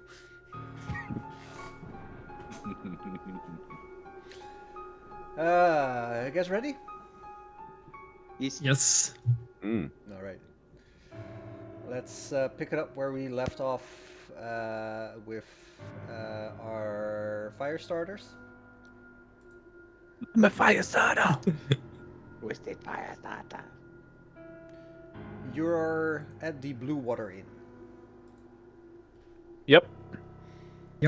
and the first thing you notice is it is a kerfuffle of people walking around, putting on wet bandages, people getting almost force-fed water and food to keep up their strength. And suddenly, Trish, you lock eyes with a man, and you know this man. This man was with you in the dungeon-like catacombs of the prison building. Reformations? Reformation Yeah. Center, yes. Oh And shit. He locks eyes with you and says, "It's you! It's you! You're my savior! It's you! It's Oh, you! It's you!" It's pronounced Joe. And he runs up to you and picks you up and hugs you tightly.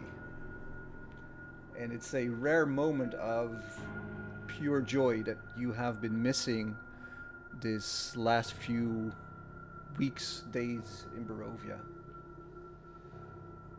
What do you do? I hug him back. And I just like pat him on the shoulder a bit, like, good to see you, big guy. Thank you. Are you okay? As well as I can be. It's been quite a it's been quite the ordeal, and now this. Do you have any idea how this started? No. I have no idea. No, we were down by the lake, and we saw a glow of fire coming from the town, and we came as soon as we could. Wow. Are all your friends with you? I believe you were 4, 5 people. Where are they? No, just the old man. The others, I don't know. We lost them, and we don't know. We don't know where they are. Let me quickly introduce myself. I am Seraphim. And as I hold out my hand to greet him, Trish drop kicks a keyboard. And I'll try to initiate the secret handshake to see if it works. Like you grab his hand, cheek, fist bump, and he whispers, "Bad boys for life." And he knows that you are like an initiate because he taught you this handshake. Wait, what? I started this handshake. No. Yes, I did. Was the moment you first came into the Blue Water Inn, Yes. you talked to the owner of the Blue Water Inn. Yeah. He was talking about the Keepers of the Feather. You asked him Yeah. if there is a secret handshake or something. I proposed one. I concur. He did propose one. All It right. was He Seraphim proposed that made it. So Yeah.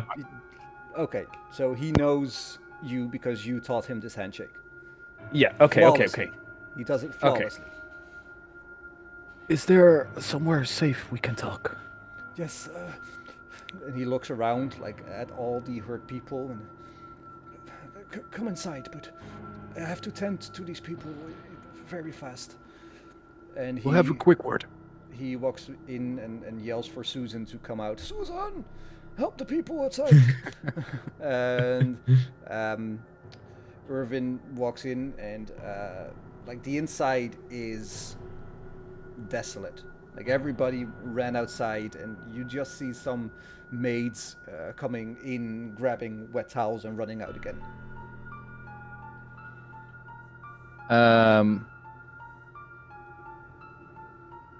I'll.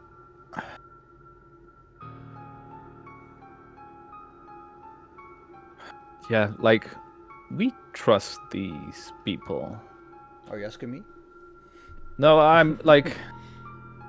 I'm trying to remember in what way we have talked about these people. Like, they haven't done anything bad. They haven't, like, they're one of the few people that haven't backstabbed us.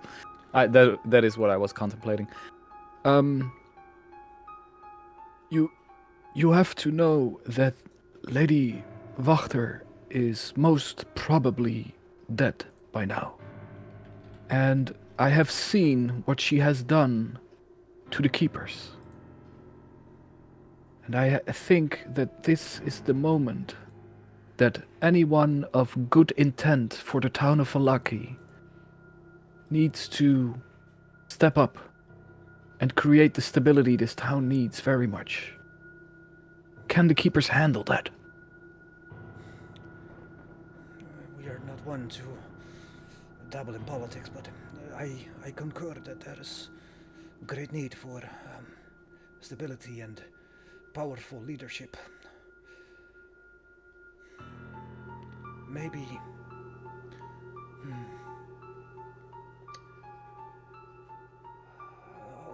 most of our nobility is gone. I would say that we would ask somebody from Barovia, the village of Barovia, to do this for us. But alas, the old burgomaster of Barovia died, and his son is now keeping his town together, his village together. And from what we heard, it's hanging by a thread. There was this one accountant, Vasily. Maybe he could do some stuff for us. Don't never trust that man. Why? He's always been very helpful to us. He is the very king of these lands, in a different shape than he normally presents himself. You're talking about this old man. No, it's true. Vasily is Strahd.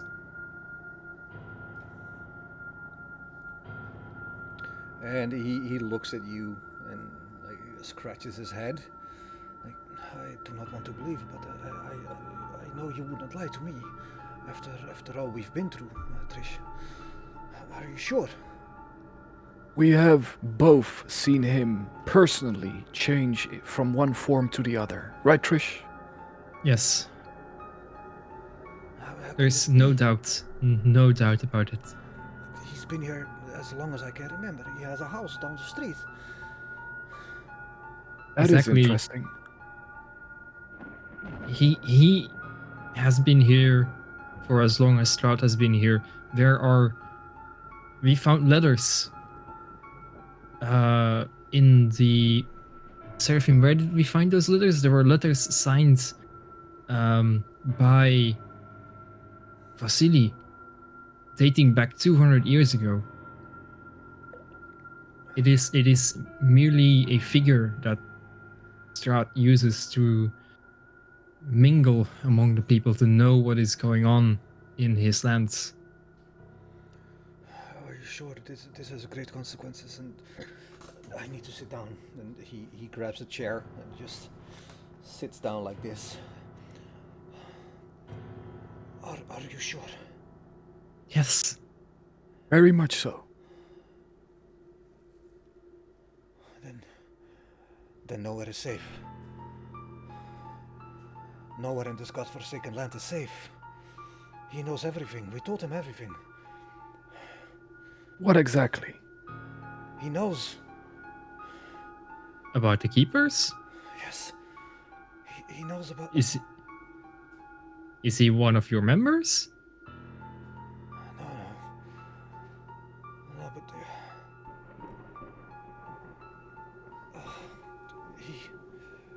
We've told him. We've told him everything. I don't know why. It just seemed like a good idea at the time. He uses tricks to make people trust in him. It's not your fault that you would have told him. He uses some... It's like magic.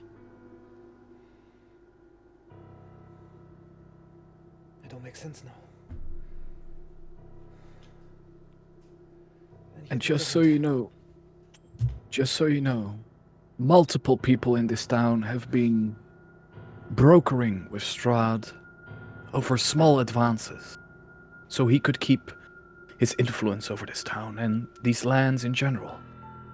What I think must be done is people in Vallaki must put trust in their own, in the people they know, the people they help and get help from.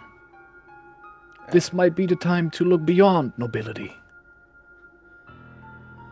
And as he says, like, the people you know, he looks at Trish.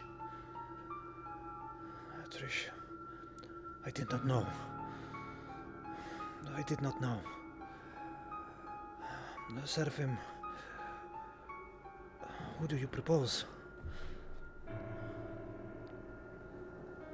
I think the keepers should at least instantiate some kind of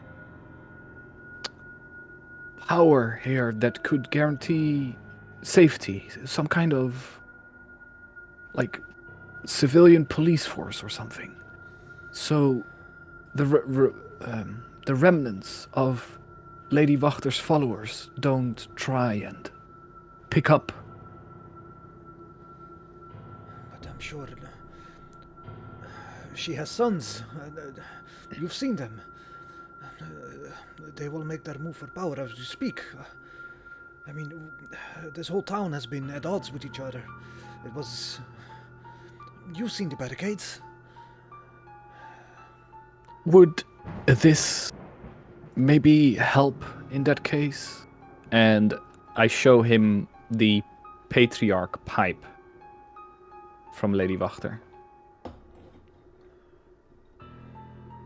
Well, it's a beautiful pipe, but I do not see how this could help. Well, it seems to be a symbol that is given down to the generations. A symbol of power within the family.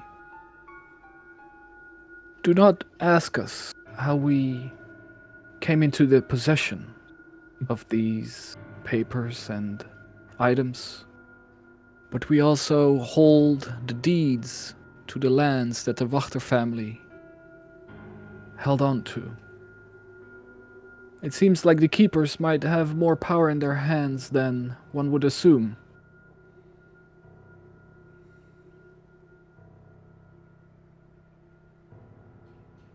This is interesting. When he holds out his hand, can I see those deeds? Well, for your own safety and ours, let's do that at a later moment. Sure. But just know, we want stability for Falaki. Everything that has happened here has happened because of people trying to accrue more power. Let's give it back to the town itself. Let's... Oh, And Hello? he's the coins. Right, let's see if this works now. We can hear you. Yeah, but I think the Logi program was doing something with OBS. But anyway, Oh, okay. here I am. But now I'm mirrored. Mood. No, it's like now it's correct Now- for us. Really? Yes, now it says Yeah. doom for us. All right. Well, where were we? I have to think about this. This is all too much for now. Please, is there anything else I can do to help you at this moment? Else I'll tend to the wounded. Well, I might have a need of your help soon enough, but let's tend to the wounded first. I'll talk with you later. He shakes his head in disbelief once more, and right, first things first, we need to save the town, the people of the town, not from. Oh, this is all too much, and he just walks out. Yeah. Trish, should we follow and check on the wounded here? Yes, I think so. Do you have anything that could be of use for healing on you? Well, I've got 3 potions. I don't know. Ah, yes. 3 red potions that shimmers when agitated. Well, that seems good. I might have something up my sleeve if anything very drastic would have happened to someone. Let's take a look. Yes. You guys walk out and you see a lot of people badly injured, wounded. You tend to them as best you can. You give them potions, if I understood correctly. Well, we have the Um, 2 potions we got from the snake oil guy, and Trish has some others. Yeah, I'm gonna keep one for myself though, for a future date. Okay. So I'll spend 2 of them. All right. Well, you give one to one of the people, and you see like the burns on his body just dissipate. And this was obviously a potion of healing.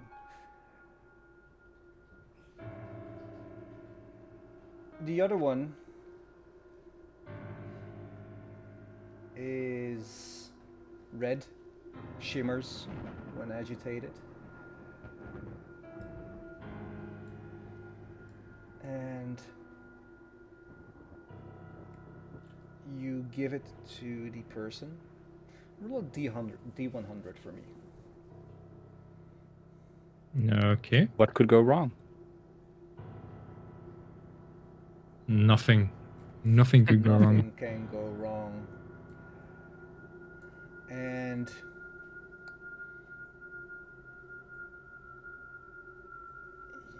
you give the potion, and it doesn't seem like anything is really happening. But as you're looking at this person, it starts to... Something is forming in the center of the forehead. Wait, what? And as you're looking, it almost looks like an eyelid forming. And then an eye opens. And this person looks at you and says, "I can see clearly now." I would imagine. I Demon! walk away. Demon! I have +2 on perception. Oh, okay. But still badly injured. I'll spend 2 sorcery points to gather back a level 1 spell slot and cast Cure Wounds on him. You cure his wounds like that. Yep. The eye stays though. For 1 By to the 4 powers hours. of... By the powers of the Morning Lord, the Night Mother, and the Goddess of Selene, I heal you. And he looks at you with his 3 eyes. Selene? It's That's all good a now. name I have not heard in a long time. Wait, what? As in legit, he says that? Yeah. How do you know that name? Are you related to him? No, I think I read it somewhere. In a Where notebook. did you read this? A notebook passed down in my family for generations. I remember it now. And his eye starts blinking. Yes. I remember.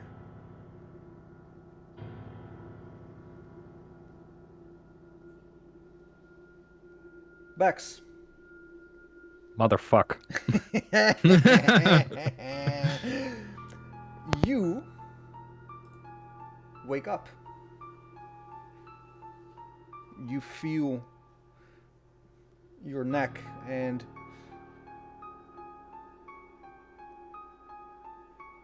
you feel 2 points on it. Can I run my tongue in the inside of my mouth, just see if 2 of them feel a bit more pointy than normal?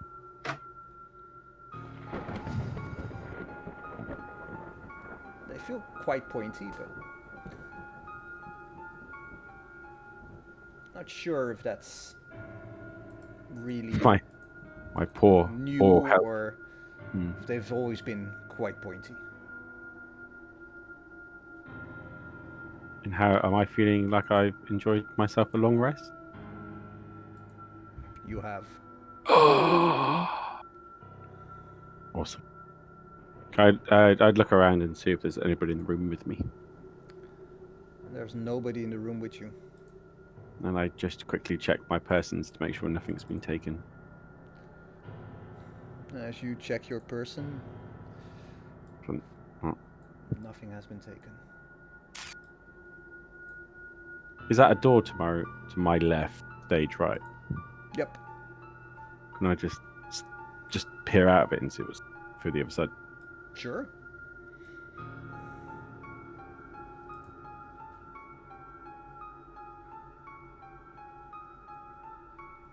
As you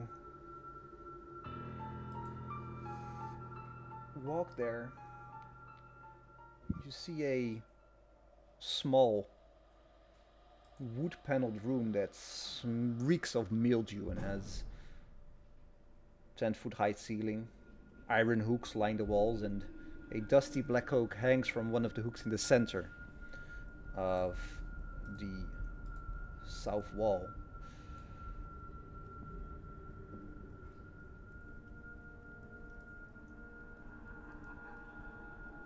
I just step in and just have a look at the cloak. Sure. I suppose I'll have to actually go up to it. Mm-hmm.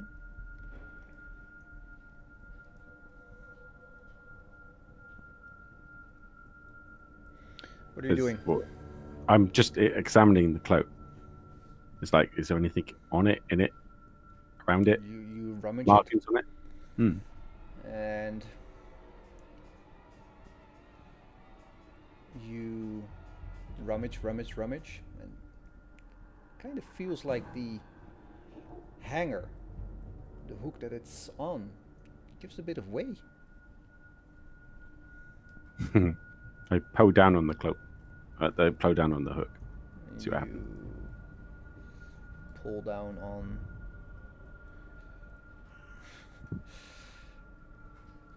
the hook, and wait, where does this lead? You Not a good question for the DM not to a ask. good question indeed.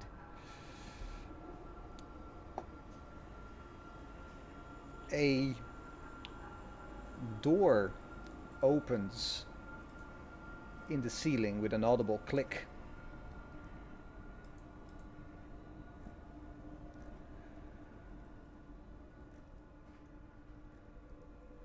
You hear cackling laughter drifting down.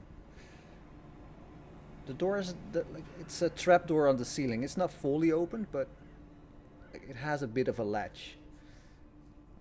And you hear witches cackle from upstairs, and a eerie green glow goes through the slit. Okay, is there any way for me to open it a bit more so I can see? There is. Is this really what you want to do? Does it sound like the crackling's happening literally right above my head, like Yeah. within that room? Yeah.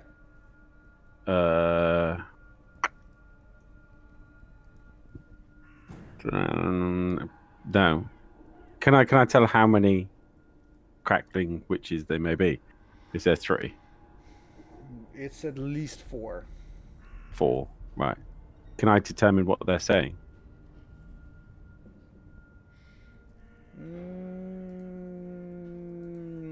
Well, they are speaking in common, and they are mostly talking about the swamp, how much they adore their leader there. One of them talks about stripping a cat for meat, the other says, no, it's my cat. They talk a bit about which ingredients they are putting in the cauldron.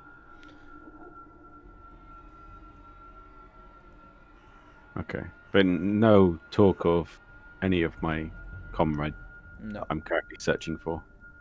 No mention. If I do a divine sense, can I get any sense that there might be something not so evil up in that room? No, it's all evil all the way up. Okay. In that case, I'll close it back and then make my way back in around the bed and go and speak to my host.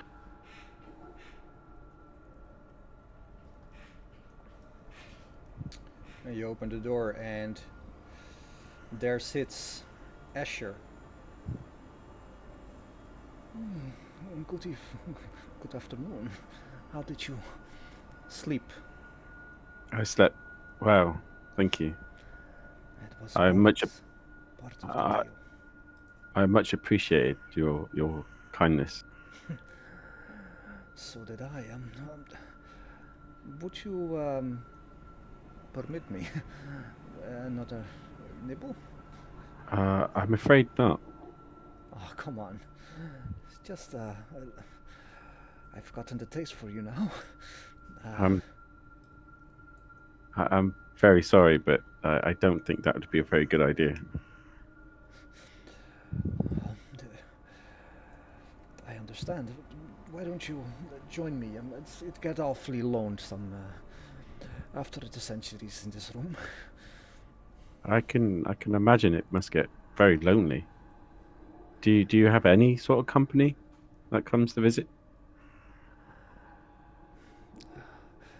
Occasionally, one of the other wives joins me in the room, but I spend my days alone with my books. Oh, any good book? Well, after a few centuries, you have read most of them. I'll walk up to the bookcase, just like look around. As I do that, I'm just like, running my finger along, and just like keep moving up towards the end of the bookcase, towards the exit. But looking at the books rather than at the door. Okay. Now he talks about a bit about the books that he has there, like one of them is called Embalming, the Lost Arts, and he picks up another one that's like he shows it to you and says, "Oh yes, this one is very good. Life among the undead, learning to cope." And he thrusts this out to you and says, "Maybe you'll need this soon, perhaps." So you've been in this castle a very long time. Yes. You must know the layout very well then. I must say it's a magnificent castle. Yes. The master is quite the strategist genius. He got most of the knowledge from the ideas he picked up in this book, Castle Building 101. Can I? Oh, would you mind? I'd be very much interested in maybe having a quick read. The book does not leave the room, but you can read it on the sofa there. Of course, that's what I mean. Maybe I could sit and read a book, and maybe you can read a book. Surely you must have something that you'd like to read. He puts the book about life among the undead back, and he looks at you while he does it, like, you know where to find it. And picks up another book, and that's called The Goats of the Ballinok Mountains. And he steps around you and takes place on the sofa and pats beside him and says, "You can sit here to read with me." I'll come and step up here to him. I say, do you wouldn't happen to know of any passages that may lead out of the castle, would you? Just that I don't want to bother anybody else while I'm here. Well, of course, there are many ways to get out of the castle. I think one of the easiest ways is to just go downstairs. And Well, maybe if you go back upstairs, there's also a way out. Yeah. The way upstairs. And how can you get out by going up? Not from this tower, but from what I remember, if you go to the other tower, you go down. There are a few doors that lead you outside. It's very interesting. So, is there anything else you could possibly tell me about the castle? Like, I do like secret passages, and surely someone of your, of your intelligence would know. Roll a persuasion check.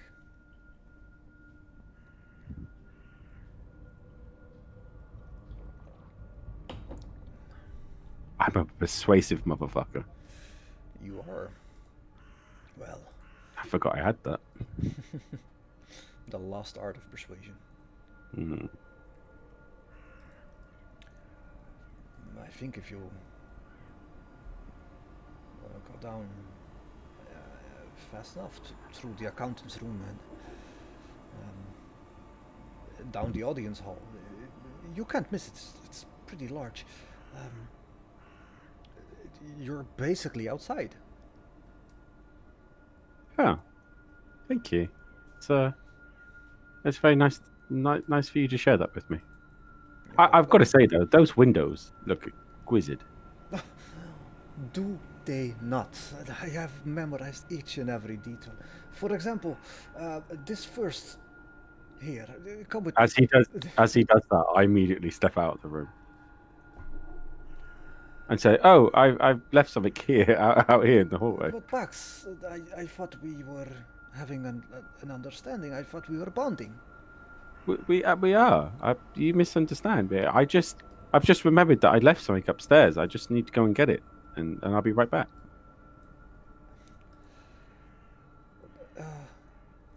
But no, I thought we really had something here. Oh, I'm sorry. Do you know? I'm very sorry if I gave you the impression that I was at all interested. That's my mistake, not yours. I'm just not into vampires. I'm sorry. I mean, I don't know what to say. I ask you one more time. Please do step back in because it is not safe out there. Safe from who? And his eyes, he steps here, and his eyes flicker towards the portrait. I understand, but I have to find my friends. As you are so engaged with Strahd, as am I with my friends. And as I said to you before, I'm duty bound and honor bound to make sure of their safety. I really do thank you for watching over me while I slept. And I have to say, normally I would smite any vampire I come across, but I don't know. I'm just feel sad for you being locked up in here. I mean, it's not much of a life. If it was me personally, I wouldn't want to live that way, and I would rather choose to take my own life because I don't know if I could live centuries waiting for that one person to come and speak to me. I know what it's like to be ignored, and it truly is soul destroying. If it was me, I would take in that breathtaking view of that window and, throw myself from it. If you'd like, I can help you.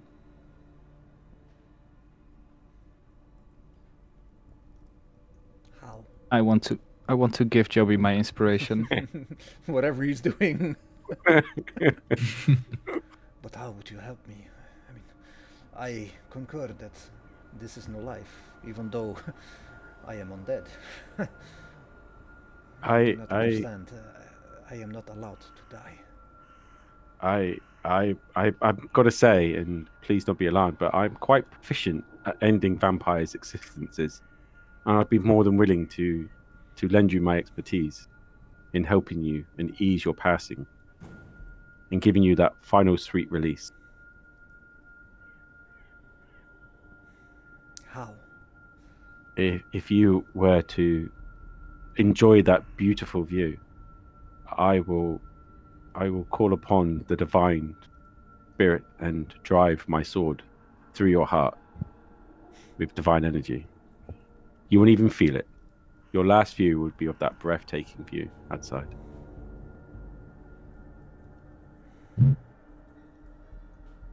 And if nothing else, it would send that message to Strahd that you did truly love him and you were willing to sacrifice that last part of you for eternally, to be eternally his.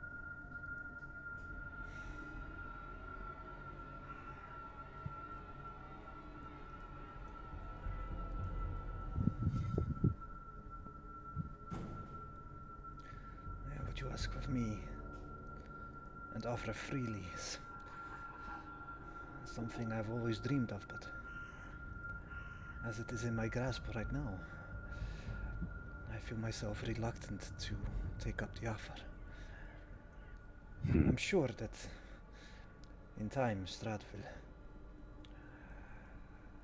I will be in his heart's eye once more, if it only takes a few moments again. I'm sure that's how Tatiana feels. You know, Irina, who he has been obsessed with for all this time, who is almost within his grasp. I can assure you, I can only assume that you would understand that as soon as he gets her, and you know he will, then everybody else would just become superfluous. Surely it is better to go out on a high than to continue to live in a low.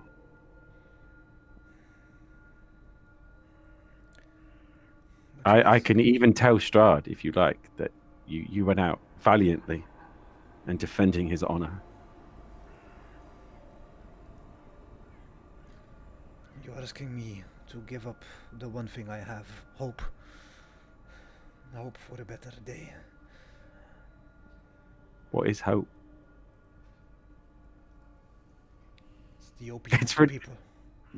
I'll be honest, it's really weird trying to convince someone to commit suicide. It just feels wrong on so many levels. Like, so many levels.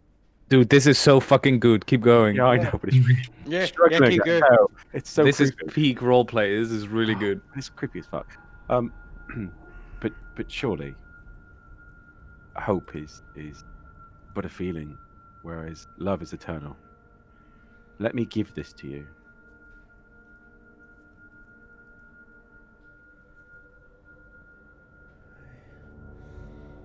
Please, show me this view out the window. I mustn't. I couldn't. Why? It is betraying the one I love. How is it betraying? Betraying the person who has discarded you. This will force him to look. Think of the grief he will feel knowing that he lost his opportunity and squandered his time with you. That he should have spent with you. And then he could no longer have it. Think of it as a curse on Strahd.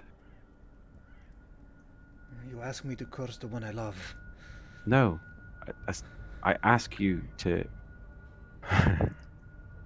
I ask you to show him how much you love him.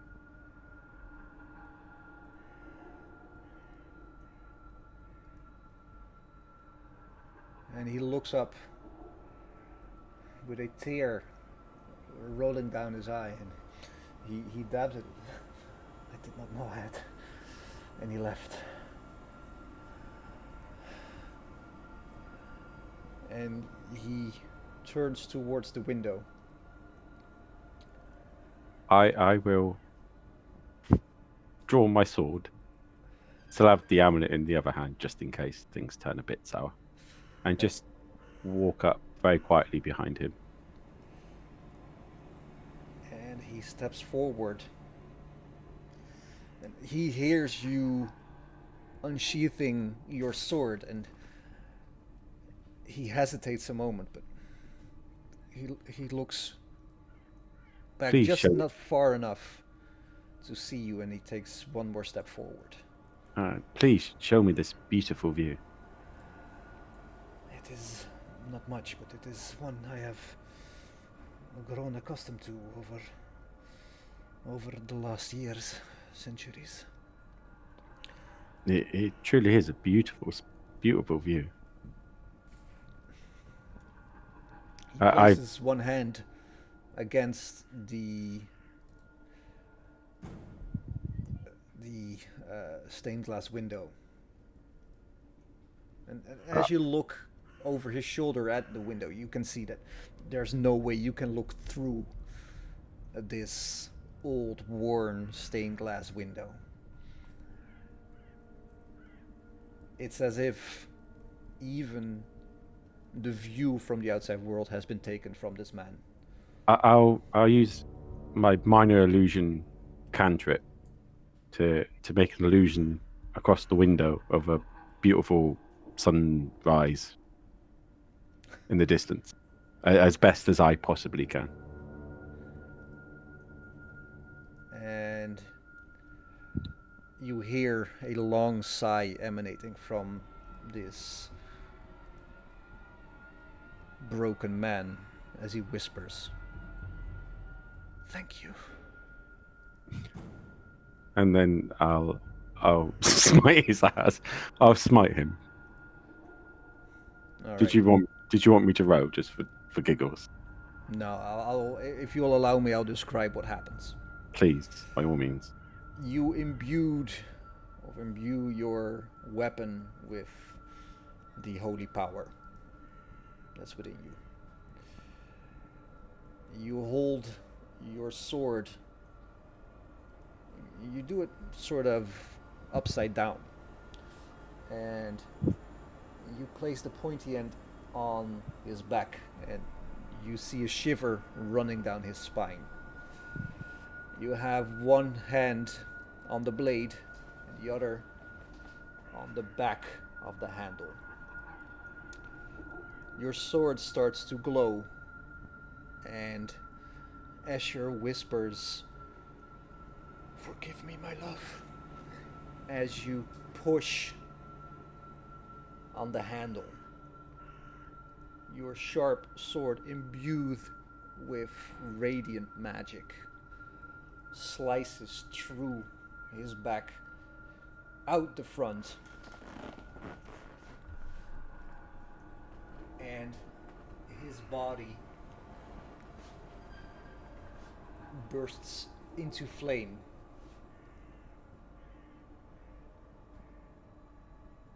And disintegrates into a heap of ash.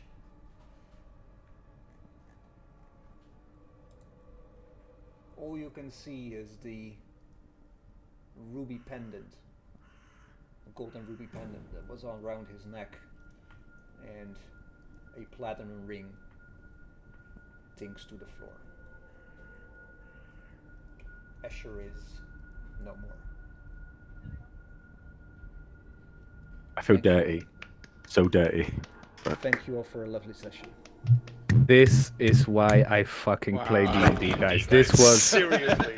the That was fucking epic. best session we've ever done. I felt so dirty during that though. So No, dirty. no. Joby, Like so Joby, dirty. you fucking danced. This I know, but is it just D&D. felt. But it just felt so dirty. It's like it was so weird. It's like Yeah, the weirdest thing I've ever done. I like hands down. It's like okay. This is really good, Joey. Like, It's amazing. That was I'm amazing. fucking impressed. Hey Joby, I was going to give you the MVP award anyway for basically imitating part of the wall and walking around the castle. But you've just outdone yourself there. Oh my god, that was quality RP. That was. Yeah, and I have to say, like, Joby and Sebas, you guys were fucking dancing on this. Like, this was very enjoyable and deep to watch. It was really good. Amazing indeed. Don't feel bad about killing him because you gave him a way out. You gave No, him it's what not. he I wanted. didn't. Yeah. Not like I felt bad about killing him. It just felt. I don't know. It's just a weird sensation trying to talk someone into suicide. Do you know what I mean? It Yeah, goes I know. against everything. It just goes against every natural instinct I have. It's so Yes. weird. That's why it's roleplay. Makes Which is, Yeah. I generally did enjoy that. Like, generally enjoyed it. Wow, that was good. That was. it was really Well, good. Joby, to be honest, this is why people go to theater to like Yeah. feel this kind of stuff that is like outside of themselves, Yep. being played by someone who's not actually that person. You know, Yeah. like No, this was really, really good. I generally enjoyed that. I'm gonna say it 10 more It took times. a weird to you, turn there, didn't it? I did not expect that to happen. Nah, you're the MVP for that. That was fucking Dude, quality. I did not expect to burn down a Yeah. whole town to get back at a woman, but Right. it happened, you know? Here we are. Choices our we party make. become. The choices we make. Yes. I'm adding it to the timeline. Day 16. Bax convinced the vampire to kill himself. It does kind of fit with your character. I suppose Like- I couldn't really leave a vampire alive, but at least this way I didn't feel. I don't know. I just thought that would be the best way to do it. Yeah, It's like finding- that's exactly the tension like Bax would have. Hmm. It Right, seemed like like the he- safest option as well, rather than trying to take. Yeah, him on. exactly. And just to let you guys know, there is 1 hour, 10 hours until the deadline of the return of Irina. For whose timeline though? Because we're in two different ones, aren't we? I'm going off your timeline. Okay. Because We they're are slightly very ahead. much starting. Yes. This was really amazing. Like I'm still like processing this. This was really, really amazing. This was really good. Also, one thing, we never let him talk anyone off the ledge. Oh, that was Reminds another me of The part of Walking tonight as Dead. well, yeah? Oh. Throwing vampires off the ledge? Right. Just ute. Okay, You're well, paralysed when I- ute. when I read it, when I first read that amulet, I thought you had to expend one charge per vampire, but it turns out it's any vampire within 30 feet. So I had the thought about doing it and then just throwing them off. It's like, fuck you, off you go. Why not, right? Dude, you've been on fucking fire tonight, I'll give you that. Amazing. He was on fire last week as Yeah. well. Yeah. Oh yeah, because you was doing the clutch thing, weren't you? Doing the landslot, go through everything. Yeah, this was really good. Thank you, DM, as well, by the way. You're all most welcome. I'm gonna say thank you. All right, Ah. I'll stop the recording. Cheerio. Nine. Au revoir, YouTube.